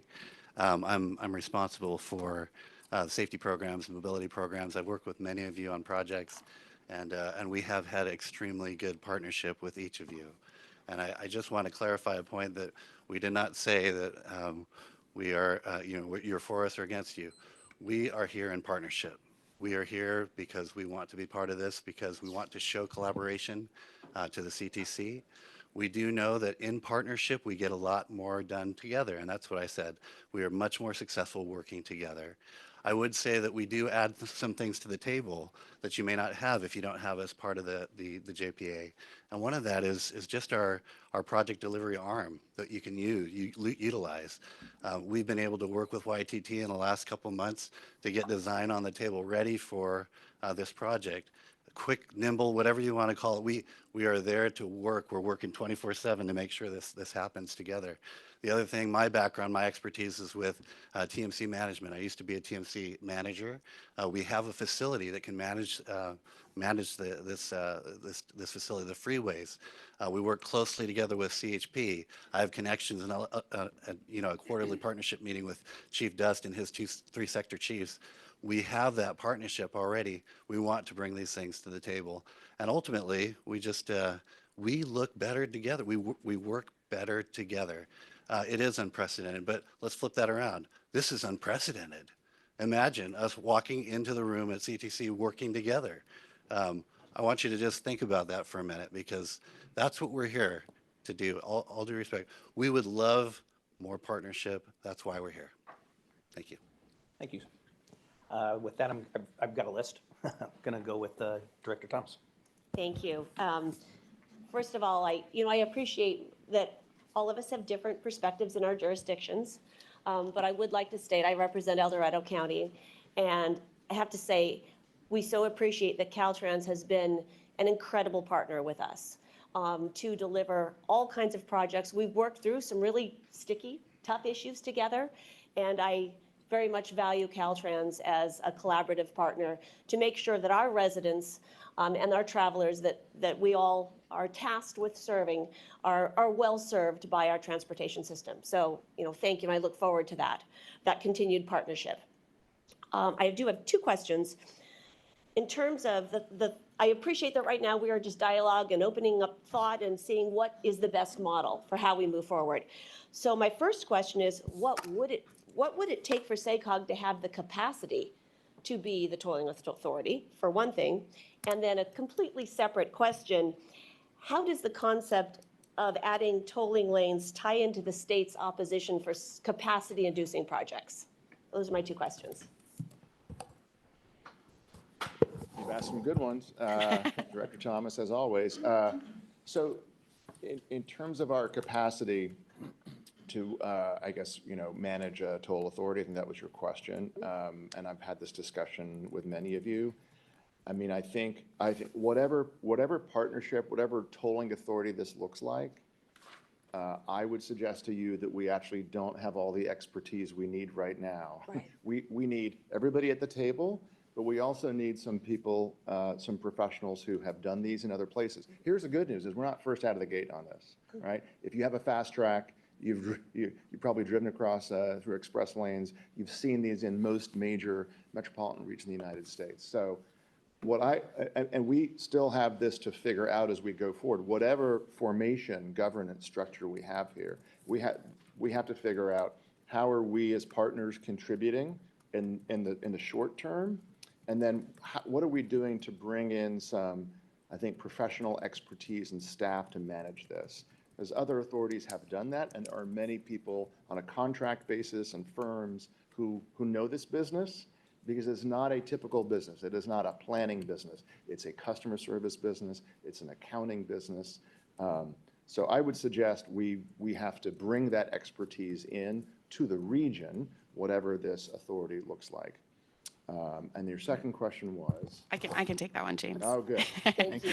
So as we know, state targets are not fixed, but I can say that generally speaking, pricing lanes is considered to be a key part of statewide transportation plans, statewide climate action plans. So there's generally speaking more support for priced lanes in the current state policy realm than unpriced lanes. I also think they offer some opportunity for those of us who have existing carpool lanes in our jurisdictions. We know they're not necessarily always used by carpoolers. And so that offers a bit more ability to ensure the lanes are being, used as intended in practice when you have a HOT or an express lane system in place. So it could potentially be more competitive. It always depends on like what the scope of the project is and how the actual funding source is and who's deciding. Thanks so much. Appreciate it. Can I add one comment as well to the JPA?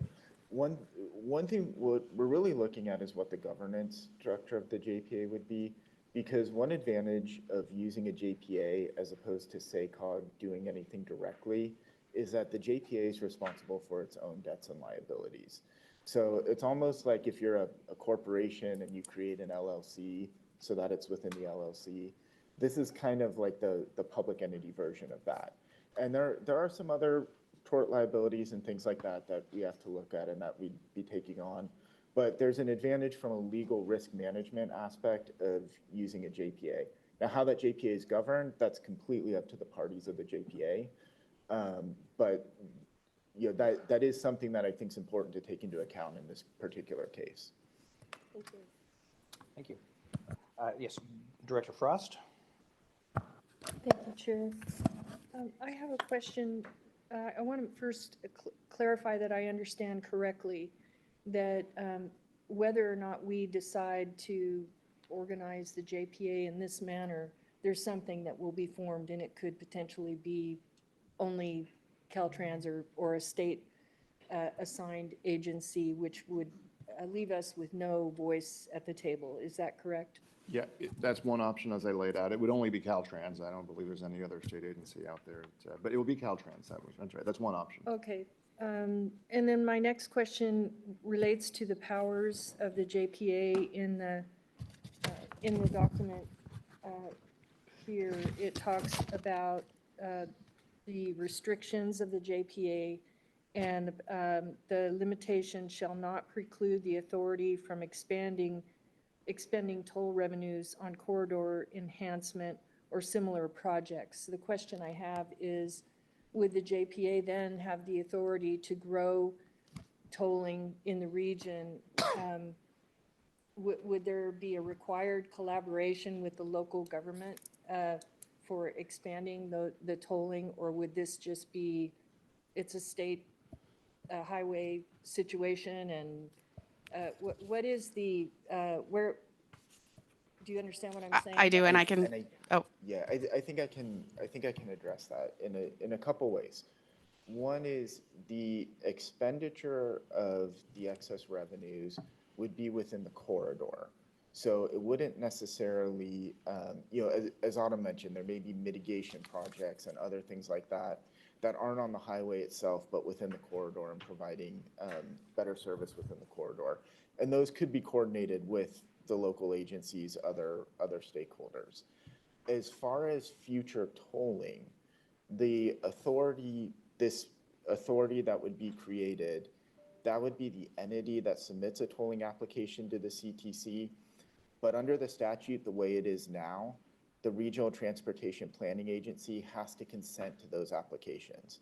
So even if the tolling authority were to prepare a subsequent application, if it's within Yolo or Sacramento County, it would still come back to SACOG to issue its consent to submit that application. I realize that's a little, is that answering your question? I know it's a little complicated how that. We'd have a voice then through SACOG, not through our, like if it's Highway 50, which goes through Rancho Cordova, Sacramento, Rancho Cordova, Folsom, those cities would not have direct input, it would be through SACOG then. Well, I think there's a policy question here, which Director Frost, I appreciate, I hear you saying, what's the local voice, local involvement? Well, I think the reason I bring it up is because some of my constituents might view, tolling as a hidden tax or a way to get Sure. more money out of us. Sure. And who decided so this? I And think- what were you doing, Sue, to, what was your thought? I would say there are a number of venues for any local community, members of the public, or a local jurisdiction to influence projects, right? So one is the typical project development process. So when projects start moving through the pipeline, and these other toll projects are early, weighing in on a project, right? Like as through the environmental process, through the public hearing process is one way to do that. Another way to do that is at SACOG here, because we develop a regional plan and all of you sit around the table to develop those regional plans. And as Kathleen showed you earlier, in your last plan in 2019, you adopted a plan with express lanes and tolling in it because there were benefits we saw that were important. And then secondly, again, with this JPA, it is your other way to have a local voice in sort of a third avenue there. So that's the best I can do to answer your question is there's multiple avenues, I believe, to influence these projects and to be involved in them. And short of YOLO 80, we're still very early in the process for these other corridors. But the question is, can the JPA then decide to expand? Then the decision-making on tolling on state roads falls on the JPA. Is that correct? Any additional segment of a toll facility that could come online would be subject to the same Assembly Bill 194 application process to the CTC. The applications requires that you demonstrate not just partnership with your RTPA and your Caltrans district, but with your local jurisdictions, their general plans, their transportation elements. And so that would still apply. The JPA might be in more of a leadership role in that development, right? Because they're focused on managed lanes, but there's still all of these requirements in place for the commission to feel, the California Transportation Commission, to feel confident that a project coming forward is supported by its community. That answers that question. And then bears the question, yeah, I know. I kind of got what Director Soon was saying regarding you can get so many people on a board and it can get, but then if the roads are going through those, like Elk Grove is a large population. So presumably, what you're saying is if there's a facility in that city, there will be a representative from that city appointed to the JPA? Not What are you? necessarily in the JPA, right? What we've tried to propose is something that let's say at build out, if you think of the 3 counties, each of those counties would actually have 3 elected representatives on it. And I, for one, would say that's pretty good. That's some of you said that's a big governing board, but I actually think having more of these voices on it to start is better. Another way you could do it, as we talked earlier, is we can entertain SACOG being the toll authority because every single jurisdiction sits around this table. So those are 2 ways to approach it. Again, I want to remind you that, right, these are I know they go through all the local communities and the jurisdictions, but they are state facilities. And there's a limited way in which really there's limited bandwidth in terms of how you set tolls, and then as you've heard from our speakers, really what we expend, any kind of excess revenues. And by the way, it is not a given you'll have excess revenues. I mean, many toll lanes pay for their operations and maintenance, and you could have debt.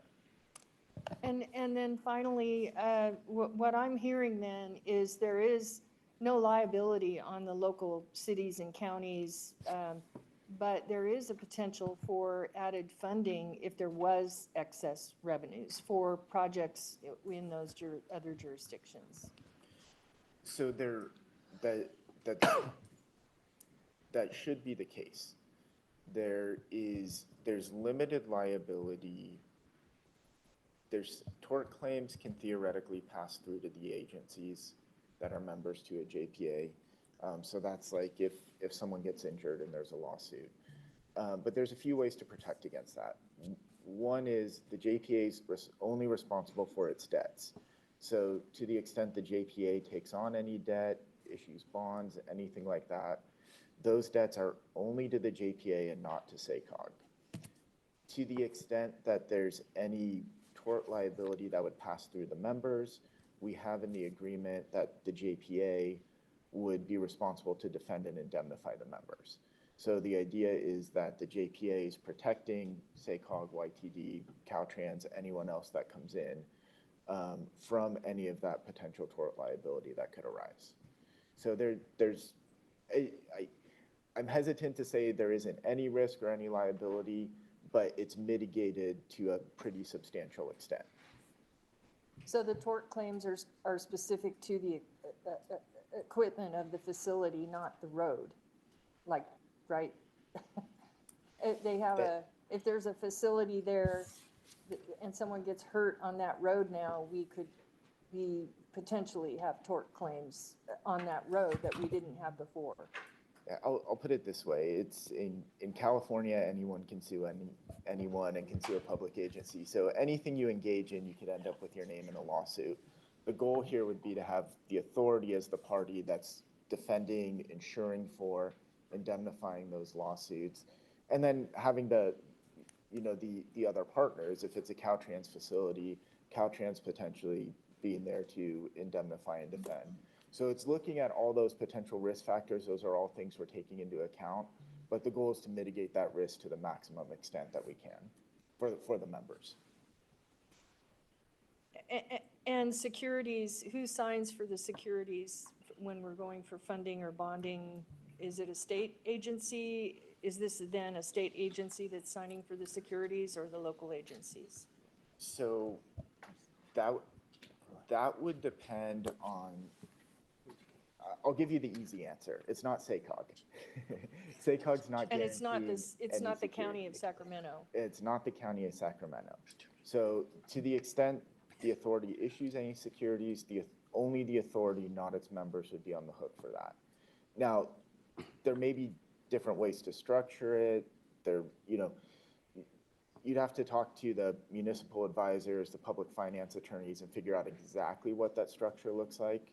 But it wouldn't be the responsibility of the member agencies. So SACOG would never guarantee bonds that the authority would issue for a tolling project. Thank you. Thank you, Director Vegas. And I apologize if I didn't get everybody in the right order, but I'm doing the best I can. I'm fine with the order. Thank you, Mr. Chair. So actually, most of my questions have already been asked, so I just have 3 quick things I wanted to add. So starting back with where I think we began, first of all, thank you for the presentation, very helpful. I know the time frame sort of seems a little bit clumsy in that it's so quickly and nothing moves quick in government, and so this seems to be at light speed, but not by, anyhow, it is what it is. So I actually think staff has, at least at this juncture, has presented what I think makes sense to move us forward in light of the challenges and the spirit of the cooperation. I think the framework that is presented in front of us makes the most sense at this juncture. It's maybe not perfect, but rarely is it perfect in terms of government. I think it's pretty good, though. The phased component of it, the phased component of this conversation and the tolling world that we are moving into is going to require partners. I actually am comfortable with Caltrans being at the table, being at the seat, and being a partner in this with us going forward. We're going to need Caltrans's help, in my opinion. We all collectively are going to need their help. So thank you for your desire to be a part of that.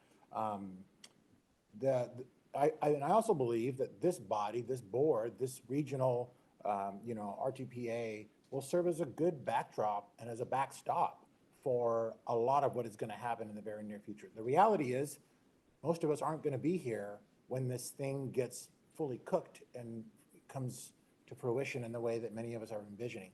We're not going to be here. So we need to set the framework for those that are coming behind us to say that they thought this all the way through. I believe this sets the course for what is a good framework moving forward. I believe that SACOG will serve as a good backdrop for making sure that we tinker with it so that it does make sense for us going forward. And I think Darren's right. We do need to make sure that the funds are used in the right way to ensure that the transportation systems that we are responsible for work for our citizens. And this body making sure that there's maybe there's additional work that staff has to do to ensure that as we go forward, that again, this body is well aware of the O&M that's first and foremost and making sure that the system works. So thank you, Mr. Chair. Thank you. Dr. Gallardo. Thank you. I wanted to address the voting structure and the participation with Caltrans. And I have to tell you that because this hadn't been done previously, I was really looking forward to Caltrans' presentation at the Transportation Committee as an opportunity for them to make the case and tell me the specific information about the benefits for having them as a voting participant and the opportunity to hear about their support and participation and expertise they would bring to us, as well as an indication about the desire to collaborate. Unfortunately, I have to be honest with you, the prepared statement that was given on Thursday was a setback. It was a setback to my support, and I think a fair assessment is to say it came across as direction to SACOG, and it was clearly a prepared statement, so I assume that's a position paper with no emphasis on collaboration. And I try to be really fair in the assessment, and I think I'm being very kind, to be honest with you. I completely understand the desire for them to participate and have a voting participation, but just that response was an indicator to me that maybe we're not going to collaborate as well as I had hoped, or the desire isn't there. And so I just want to be very clear that it was a setback to my support, which you had previously, quite frankly. And so I would limit my support to a one voting member position from Caltrans. Thank you. Director Gore. Thank you very much. First of all, I want to say thank you for how hard you're working to try to put this JPA together. Having sat with the City of Lincoln and Placer County putting together a new JPA, it is not at all easy. But that being said, one of the things I learned is that when you're at the table with your partners trying to work together jointly on a project, you tend to be a little bit more successful. And so while I hear the thoughts about maybe having SACOG oversee this, my concern would be if you are living in Galt and there is not a tolling area near you, you might just sort of tap out of the conversations. And this is a brand new project with real dollars that have to be expended and accounted for. And I think that having the parties who are directly involved participate in the JPA, I think is probably a better way to go. And as I think about Placer County, I do have a question, that is, has PCTPA had an opportunity to review the JPA document? Yes. They have, Yes. okay. And we really appreciate PCTPA and Matt Click's involvement. Speaking of expertise in this subject, you've got a real expert there. So yes. So as with the formation of the JPA, I do think having sort of two, and then two of any other entity, probably PCTPA. I don't know if it'll ever get up to El Dorado, but I would, somebody made a comment about having equal shares between Caltrans and all the rest. I would not agree with that. I would be fine with two, and two. My question about Caltrans, and I appreciate the comments that were made by those who heard Caltrans at the Transportation Committee. My question is, because Caltrans manages all the highways, right, in the state of California, or at least the state highways, they would be managing this. Are we going to be able to get more from them with them at the table versus MOUs and agreements? It sounds like all the other JPAs have to have agreements with Caltrans. Is there an opportunity to actually get things quicker and more efficiently from Caltrans with them at the table? And I just ask that question because, quite frankly, when I see Amarjeet on a project and I get a hold of him and say, hey, this is really important to me, you know what? He hears me because of that one-on-one relationship versus an MOU or an agreement that staffers are working through. So there could be some value of having Caltrans at the table. Thank you. Thank you. Dr. Desmond. Thank you, Mr. Chair, and I certainly appreciate the conversation and wonderful points by every director, certainly Director Soon and Director Gore's comments really resonate with me. I want to start out by saying thank you, James, for agreeing to meet with STA. Yeah, we sent, the Vice Chair and I sent a letter asking us to sit down and meet and talk about this. So we certainly look forward to that discussion, because I think a lot of us have some concerns and at least questions about kind of the structure that is here today for informational, for discussion. Before we get to that, though, specifically, a question I had, you and I were talking a little bit about this before the meeting, and you alluded to it a few moments ago in terms of what we could do, different options we could take. It seems to me what's really driving the timeline right now is we need to make sure that the Yolo County application goes through. That application can go through. I mean, it doesn't require a JPA for that application to go through. Is that correct? It requires an entity that will serve as the toll authority to put it forward, is my understanding. And so that is either the JPA, it is SACOG, or it is Caltrans. So I'm just looking at the staff report. I mean, SACOG is the RTPA, and just if SACOG submits, for instance, that application for that $86 million, that doesn't then necessarily mean SACOG has to be the ongoing tolling authority. It can be just for that initial application, and we could go. And the reason I'm asking this question is, can we proceed with submitting that application and still pull back and have a longer term discussion about the governance structure of a JPA?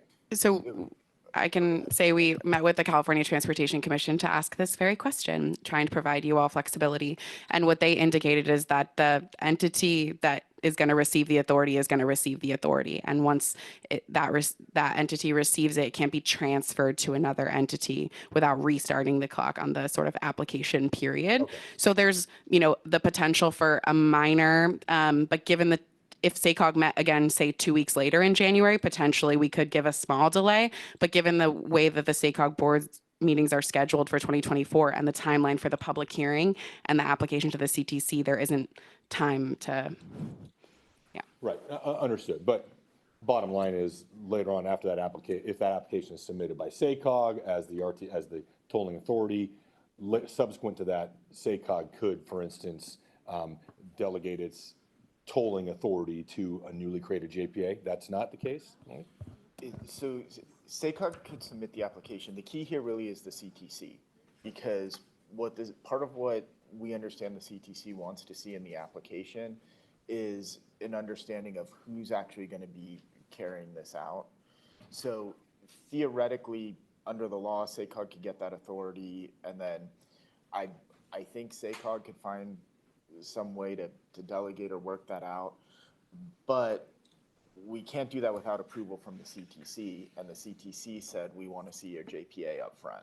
So that's what we're working with the CTC approval process, and that's really what it comes down to. Okay, and the reason I'm asking these questions, I just want to make sure we're not rushing through, because I know this is going to come back in January, right? And we're going to have to make a decision on this in January. I just want to make sure we're not putting some kind of artificial exigency here that can be addressed, later on. Because I think a lot of these discussions, one consideration, like Director Gore, I think, alluded to, is should their JPA be created that's outside of SACOG? As Director Soon alluded, should it be a JPA that's formed, maybe something that's analogous to the CVR SAFE structure? Certainly, I think one of our discussions when you come and talk to STA is how would the members be chosen from Sacramento County, City of Sacramento, County of Sacramento, all the other cities within Sacramento. I mean, we know that I think these managed toll lanes are most likely, the vast majority of them are likely to be in Sacramento County. I just feel like there's a lot to be worked out, and I just don't want us to be forcing this. If there's a way we can move forward with Yolo County's application and work out some of these details later. I mean, that is my concern. Thank you, Mr. Chair. Thank you, Director Kozlowski. Couple of quick things. If we go down this JPA route, or whomever acts as the tolling authority, if they're responsible, do they have unlimited authority to set the tolls beyond what the cost of providing the service is? With all of our local enterprise funds, we're compelled to only collect the money that we need to provide the service. for trash collection and other things. So is there a cap on what can be collected? If the way to manage the lanes is to set it at $1,000 an hour, can they do that? Or is it going to be the more practical thing we see usually, which is, $2.80 to get from here to there, right? I'm happy to jump in on this question. To my knowledge, there's no legal constraints on how much the tolls can be set at. That said, I think there's very practical constraints, right? We're talking about you. We're talking about, you would be the ones making those decisions. And it would happen through a public process, a multi-year public process to establish the tolling authority. Okay, I only ask as context because if we go down the JPA route or whomever is the tolling authority, if their principal responsibility, right, is to fund the operation and debt service, right, the chance of there being a vast amount of excess revenue seems pretty small to me, right? So the only work that the JPA board or the tolling authority board will really have is to address insurance issues, lawsuits, and whatever that excess revenue is, which I'm assuming is going to be this size relative to the operational and debt service costs, right? So I think we're suffering some anguish over how to formulate this, but the decisions that have to be made will be relatively modest once the toll rates are set, right? So as a suggestion, I think there's an elegant and simple and small board solution to this, where initially you have a five-member board, so that you have an odd number, right? And it's either 2 at-large members chosen by SACOG and 3 members chosen from the county in which the route is, right? So initially, it would be 3 members from Yolo County and 2 at-larges, or 2 Yolos and 3 at-larges. And then as the roadways expand into another county, either Yolo loses 1 board member to that county or SACOG, depending on which one has the majority, right? And then as you add a 3rd county, same thing. So you end up with a Yolo Sacramento Placer member and then 2 at-larges ultimately. And then if we get down the road far enough and you need a 4th county representative, you either take one of the at-larges and create a county, or you go to 7 members and you have 4 counties and 3 at-larges. So there's a simple way to do this, given the amount of actual discretion they will have over the operation of this road. And then back to my point earlier about whether or not Caltrans should have a member on this. If all of the funding perfunctorily goes through to Caltrans for operations or to debt service, what is there for them to have? They don't need to have an extreme voice in how excess funds are spent on mitigation or other corridor issues. Suggestion. Okay, Mr. Thorne.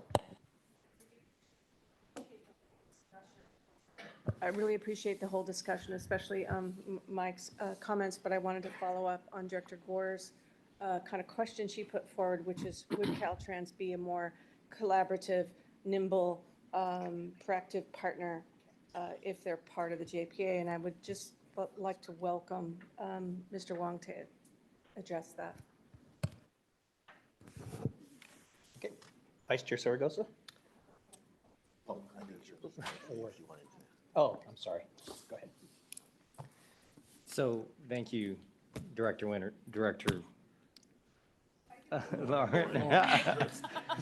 I see Winters. But the question came up about, can we be nimble? And we're going to be consistent with CalSTA's vision and goals. We're going to be consistent with Caltrans vision and goals, obviously, and frankly, the region's vision and goals. We're all pretty consistent. I don't see a concern there. So yeah, I just, we are looking at the excess revenue for mitigation. I mean, that's going forward. There's still a question I think we have with our legal department on whether that can be done or not, but I think it can. So yeah, I appreciate Director Gore's comment about MOUs and agreements. I know we're working on that. But yeah, I believe we can be nimble and we can fully participate in the JPA to the full extent necessary. Okay, I believe there's maybe another comment. If I could just add, I think, and I appreciate the comments that have been made so far, and if there's anything that we can do. Well, you appreciate most of them. No, all of them. Honestly, to demonstrate that we are good partners, I hope you'll give us a chance to do that. You'll have direct access to executive staff if we're on the JPA. And just like Supervisor or Director Gore was mentioning, we get a lot done when you reach out directly to us. So I think that can be a huge benefit to having us on the JPA. Thank you. Vice Chair Saragosa. Thank you. I was going to wait until the next meeting to make my comments, but I just wanted to, everyone to hear. And, one thing is, as we all sit here right now, I mean, we are regional advocates, right? That's why we are here. We are regional advocates for our areas. We really take off my Placerville hat because I have to, I'm advocating for our region, even though I still represent Placerville, but to an extent, it's sort of secondary. The key difference, and this is why Caltrans has always been ex officio on these things, is that they represent statewide interest. There are going to be times when we are in positions where we're going to be against what Caltrans directions may be for the state. And I can talk to this with good authority because working in the governor's office before, I can pick up the phone and call the Caltrans director and say, look, this is where the governor wants to go on this issue. And this is what we're going to do. This is where the budget's taking us. This is how we created the A pages. Director Dowden Cavilla knows this as well because we both did this when we worked for Governor Schwarzenegger. So there's always an inherent conflict by having, I think, a state representative on a local board, unless it's a governor's office appointment, because then you're actually getting somebody that represents the governor's office and where they're standing on an issue. And so, because the reality is that just the Caltrans director is going to call District 3, District 5, wherever, and say, this is the course that we're going to go as a state, as an organization. And so there's not a lot of autonomy that you have to be a voting member that maybe you want to advocate against where the state is saying to go somewhere on that. And then it's up to us as a body to go lobby the governor's office and our legislators to maybe win out on the day. And I think that puts Caltrans in a precarious situation as a voting board member. So I don't say that as, because believe me, we have fantastic relationship with District 3. In fact, they just helped us get $3.8 million to do our trip to green and through Placerville. And so this isn't about not them being good partners or having them at the table. They will very well be at the table, but I think as a voting member puts us and them in a very precarious situation because there's going to be times where the state will dictate where they're going to go. Thank you. Thank you. Director, do you have another follow-up? Or? I remember hearing that there were some toll facilities in Southern California that had a deficit. And I wonder how they deal with how do we deal with a deficit if there's no liability to the local jurisdictions? Or the local counties and cities. Jurisdiction, not the right word, I guess. So the key for me as SACOG's attorney is if the JPA's the key for me as SACOG's attorney is if the JPA is operating as a deficit, SACOG isn't making up that deficit. The authority board is going to have to figure out how, where to pull money from, where to pull revenues from. That's all going to be the responsibility of the authority board. And just like any of our public agencies, any other public agencies in California, you can only appropriate funds that are actually available for appropriation. So that's all going to be within the authority of that JPA board, and those are going to be things that are going to have to be worked out when we get into operations. From SACOG's standpoint, SACOG isn't backfilling, the member agencies of SACOG aren't backfilling any of those deficits. So is CTC the go-to for that? If I may jump in, because I think it's a really important question. For a tolling authority, tolling authority will have customers, right? And we'll be operating under the law of supply and demand in terms of how toll prices can be set. how much people are willing to pay to make that trip. And so some of that, we have the ability to toggle things like hours of operation. Maybe certain hours we decide we shouldn't be operating because it's too expensive to operate. We're not getting enough revenue. So in some ways, you really have to think like a private business to figure out how to make sure the math works. And one of the key components of the tolling authority application that has already been completed is what's called a traffic and revenue study that says, have we done our homework? Do we believe that this will pencil? Will it both improve operations on the freeway and will it actually pay for itself? So that analysis has been done by the Caltrans team with support from our consultants, a preliminary analysis that says, yes, we believe that this will pay for itself. Now that said, it's just a guess, right? It's an estimate, it's a best estimate. But, things happen, right? Look at the global pandemic, right? It upended everybody's expectations. If something like that were to happen again, yes, it would be the toll authority that's liable. And I would say, I don't work for Caltrans, but I would say one of the reasons that I want Caltrans at the table is that I work for a very small agency that does not have deep pockets. Caltrans does. And neither does SACOG, to be perfectly frank. And when we look at the way tolling is played out in the Bay Area, in LA, those local agencies are huge and have very deep pockets compared to us here in Sacramento, the Sacramento region. And so they have the ability to take some of that risk on that I don't think that we, in terms of SACOG and YOLO TD, have the ability. And so I think it's one of the reasons that I think it's really valuable to have Caltrans at the table as a financial backstop based on the resources that they control. Would Caltrans be a financial backstop? I'll ask Caltrans. I mean, would Caltrans volunteer to do that? I'm just curious. Okay, Director Early. So I didn't get an answer. I thought it was rhetorical. Oh. I mean, I think it's a great idea, but when there's members in a JPA, I think most members will expect that everyone in the JPA shares the problems and the benefits. That's correct. We would. But again, that's kind of why we're interested in being a voting member on the JPA as well. So. Well, I think Caltrans brings expertise that we would need personally, so I'll say that. But I appreciate your answer because it was a good answer. Thank you. Director Early.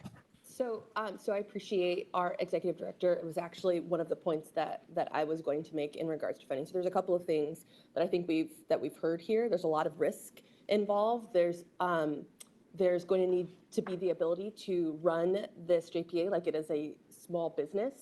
I appreciate all of the thought partners we have here. I don't necessarily know if SACOG would be able to run a small business in addition to all of the other things that we do here, in addition to the debt. I mean, just quite frankly, I appreciate our aspirations that, potentially this could be like a rainfall, almost like a lottery. The likelihood, as well as we heard from Director Frost, is that there will be some debt involved. Ideally, we are breaking even, but if there is debt and SACOG took that on as the authority, which is why as we started having this conversation, I was like, well, SACOG could take on the debt. I don't know if we would want to potentially expose SACOG to that risk, right? And that's just the reality, is that there would be risk. I think the other thing that we heard, I too was on the fence, just quite frankly, about Caltrans being a voting member. And this conversation has, at least for me, really helped to come to a place where it's actually, and that's why I turned to you, I was like, that's a really good point, that it would make sense for Caltrans to have a voting member for several reasons. One, they'd have more skin in the game, whether we like it or not. That's just a reality, right? When you're at the table, you have more skin in the game. I think we could all agree to that. But also from the funding perspective that was brought up both by our executive director from YTD as well as Supervisor Frost, although Caltrans can't say, yes, we'd be able to help you more with funding. The reality is, I would hope if they have voting member at the table and we are potentially going for additional funding streams, that having leadership from Caltrans there with that side by side would likely impact, right, our application and opportunities for funding. And as a smaller JPA across the state of California, we're going to need all we can to make sure that this is successful, because ideally it is expanding to Sacramento, ideally it is expanding up as well through Placer. And in order for that to happen, we are going to have to think about how to do things differently, because we don't have the same deep pockets that Southern California has. And so, yes, that would be my perspective ahead of the January meeting. Thank you. Thank you, Director Swoon. Thank you, Chair. I love this brainstorming. I know we'll have to come to a decision here soon, but Director. I've come to a decision today. I mean, yes, I understand. Soon, though. Director Elliott brought some good points in terms of Caltrans at the table, which I'm agnostic to, really, but I recognize the benefits. But along those lines, if Caltrans was a voting member, would it preclude us from applying for state grants as our state agency, or does it matter at that point? Caltrans regularly applies for state grants by itself. Great, perfect. All right. And then just to tease out the thought on the RPTA scenario, since SACOG already is an RPTA for 4 of the counties, have James and the team, have you guys already considered that model where the RPTA does serve as the JPA in some form? We could still have counties apply, putting in their own representative in addition to, but you could, where I'm going with this, you could theoretically have a RPTA committee that would serve as this JPA, and then this model that's being proposed here in some form applying to that. And so has that been a consideration? We certainly did consider what would it look like for SACOG to be the toll authority, and look at our general counsel as well. You are familiar, and CVR Safe has come up, right? You can have different formations of this body, right? So that doesn't have to be the whole. So that's a possibility. Yeah. Okay. That Yeah. is a- So I mean, go yeah. ahead. So I mean, maybe. Like, what I could add is we have carte blanche to how the governance of a JPA works. But the key there is there has to be at least 2 parties to a JPA. So I think Mikey was talking about us as the RTPA. As the If RTPA. SACOG was the toll authority, Yeah. would it have to, right? Is that your Yeah. question, Director Yeah. Singh? Yeah, and I mean, I'll be frank, the risk element is what pushes me away from that. Simply because then there isn't a barrier between SACOG and any potential risk that the JPA is taking on. Okay. So, I mean, we can look at the CVR Safe model as a JPA model, but if SACOG were to do it alone, then we'd have to really look at what that risk profile would look like. Yeah. Okay. So thank you very much. Appreciate it. Director Chapman. Thank you, Chair Kennedy. A couple quick things. I just want to quickly thank Autumn and our team at YTD and James and his staff for your work on this. I know it hasn't been easy. It's been a rush, but thank you for all your work and time you've put into bringing this forward here today. A couple of quick questions for me. I know Director Branscombe asked earlier about the JPA under this role here. If when a new county comes on, does Caltrans get another seat? And just to be clear, that is whether it's 2 seats or 1 seat or no seat, that number would not move depending on what we decide. Is that correct? Correct. Okay. It's So just the 2. Great. And then, so when that happens, right, I mean, I guess just to follow up again, I think on what Director Lauren was asking, we keep hearing the phrase quick and nimble. So as a voting member, if Caltrans did receive a voting seat on the JPA, would the person who is appointed, much like us, we are elected officials, we are given the right by our governing bodies that sent us here to make a vote, right? Whether or not we agree with it or not, we're not making that vote based on a previous vote from our bodies that we're on. In theory, we're in a meeting, a vote comes forward. Is this person that's appointed to this board going to have the authority to make a vote in that moment after hearing public comment, hearing staff reports? We know we can't make decisions before those things happen. What authority is that member going to have to make a vote in that meeting? They will have the authority to make the vote. At that point in the meeting? Yes, it would be at the executive level, whether it'll be Caltrans. Got it. So. Okay. Doesn't necessarily mean. Yeah, no, I hear you. Caltrans, not necessarily. It could be Caltrans headquarters, it could be Caltrans District 3. Yeah, so last, okay, yeah, thank you. And I think, part of it for me is that whether it's one seat or two, the reality of the situation is Caltrans is always going to be outvoted, right? I mean, Caltrans can come to the table and they can have a vote, but whether it's one or two, they're not given this power to oversee this agency and make unilateral decisions on how this body is going to operate. So for me, I'm comfortable with Caltrans having a voting seat on the board. I lean more towards one seat than two, to be honest with you. With regards to the size of a board, we're all on a board with over 30 people. And in my 1 year or less than a year, I think this is a board that executes and is more efficient than a lot of boards that I'm on. So I don't have concern around the size of this agency as it continues to grow, if that's the direction that we go. As I said, I agree with Director Villegas in what his comments were earlier. This plan that came forward today was, I feel, a good approach to a regional tolling authority and what we look forward to as other agencies come on board.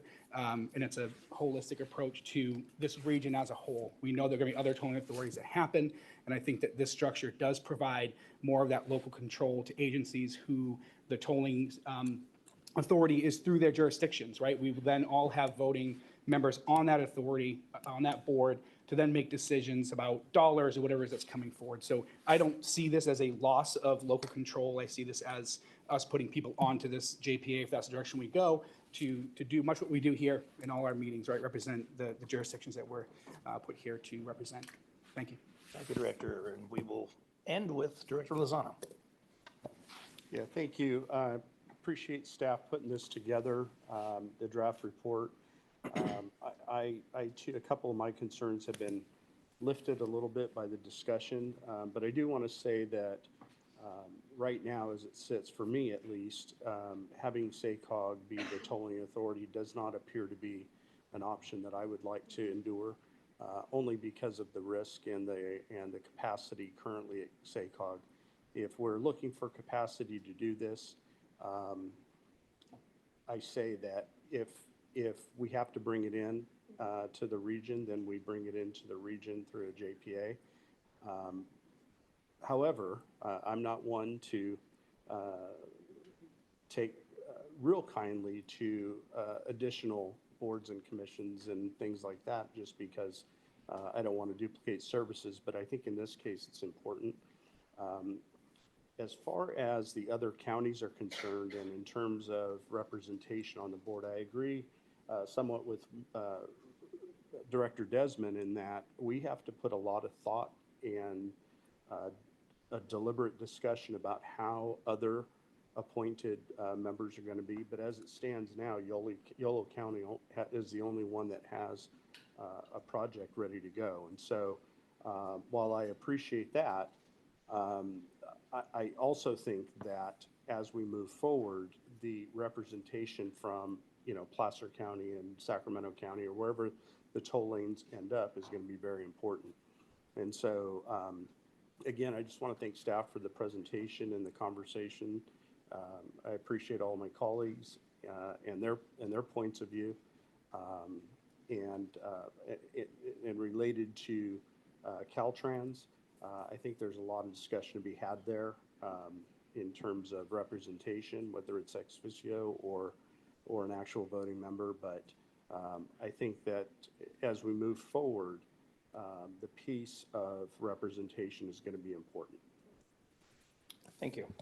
Chair Kennedy, can I just, I was going to kick I it know to you. I know you're eager to move on. Just while we have the full board here and we have the strategic planning committee coming next, we knew this would be a great discussion.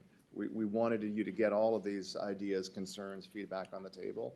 We also know this feels very quick and rushed, to Director Desmond's point, right? So just in terms of your ability to have another bite at this, I want to offer an idea. We don't typically have our committees meet in January. You roll right in the full board January 18th, which is really where, as you're hearing, you have to make some decisions.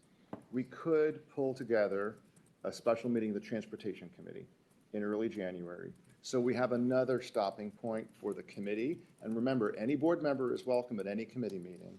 And that just gives you one more, check in to see how we as the partners are working on this before it goes up to the full board. So I would love to get a sense of whether that's helpful. As one of my last duties, I would say that yes, we're going to need that. Okay. All right. We will endeavor to make that happen, to give you one more look at this so it doesn't kind of feel like it's coming at you all really fast, just a January 18th board meeting. Great. Well, thank you, everybody. It's very, very helpful. Kathleen, I've seen your presentation, I think, 3 times now, and you've done fantastic work. Really appreciate it. It's very complex, and it's going to get more complex, but you've done a great job.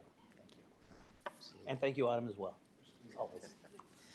Okay, with that, we are at time for reports. If there's any board member that has a very brief report, please, going around. Okay, oh, no. I said brief. Thank you, Chair. Yeah, just because I didn't know if it was appropriate at the earlier part, I just wanted to express my extreme gratitude and thanks to all the directors, but especially Chair Thomas and the selection committee for their vote and faith in me for this role. And so I just couldn't be happier, appreciative. The subject matter of transportation, housing is a passion of all of ours, and working together on it is an extreme honor to be in this role particularly. So thank you, and happy holidays, everybody. Thank you, Director. Yes, sir. Yeah, just real briefly, I want to introduce everybody, all my colleagues and the community, to a new publication in Galt. It's called the 95632 magazine. It's a quarterly publication. I have about a half a dozen if you're interested. In it, you'll find good places to shop, eat, everything in Galt. And there's also some really interesting articles, interviews done with people in our community and what we're doing. And then lastly, a little bit of history. So I'll put the extras over on the table if you're interested. And consider this an invite to come down to Galt and spend some time. Great. Next, going on. Yes. So the YOLO 80 project is one of my favorite mega region projects, but probably my most favorite mega region project is Valley Rail, specifically the North Valley Rail component of that. And BCAG is holding a online community meeting this Wednesday from 5 to 6 to talk about North Valley Rail. For anyone who's interested, you can go to northvalleyrail.org and get signed up for that and get the details. So. Great. Thank you. Going. All right, Mr. Corliss. All right, thank you, Chair Kennedy. And by the way, Director Bradford is a great example of the influence you can have on this regional body, because Plumas Lake literally now shows up on the map of the North Valley Rail Project, and but for Director Bradford's advocacy, it would not be there. So I want to congratulate Director Bradford on leading those efforts. 2 quick things. We have sent a quick survey to all of you several times. I've bugged you as much as I can bug you. But some of you have a paper copy in front of you. That means you have not filled it out online. And so this is your chance to fill out the paper copy. Yes, exactly. You know who you are now if you have a paper copy in front of you. You have not filled it out online. So please do, because as the incoming board leadership for next year, Chair-elect Zaragoza, Vice Chair-elect Soon, this is going to be very helpful just to get a sense of what's worked this year. We're very excited to go back in person next year for committees and the board, and then do those rotating board meetings. And we're just trying to get a sense of what else would be good in terms of engagement activities that many of you who are veterans have been part of before. And then I just want to, it was great to hear the annual highlights. I'm so glad that all of you who were chairing those committees weighed in on this. Director Jennings talked about the Race Equity Inclusion Working Group. In front of you is a very detailed year in review. This is a sense of how deep this work is, how we take it seriously, how humbly we're approaching it. But I recommend just taking a look at it, because your entire staff here has put a lot of time and effort into actually measuring our progress. And so it's a great piece of work because this is such an important piece of work. So thank you all. The Strategic Planning Committee meets after this. Any board member is welcome to attend that Strategic Planning Committee meeting. Thank you. Thank you very much. And with that, our next meeting is January 18th at 9:30 here at SACOG. We will be having a special Transportation Committee meeting and get that information out to you with Zoom links and so forth so that anybody can participate who would like to. And with that, we are adjourned at 11:59. Nice.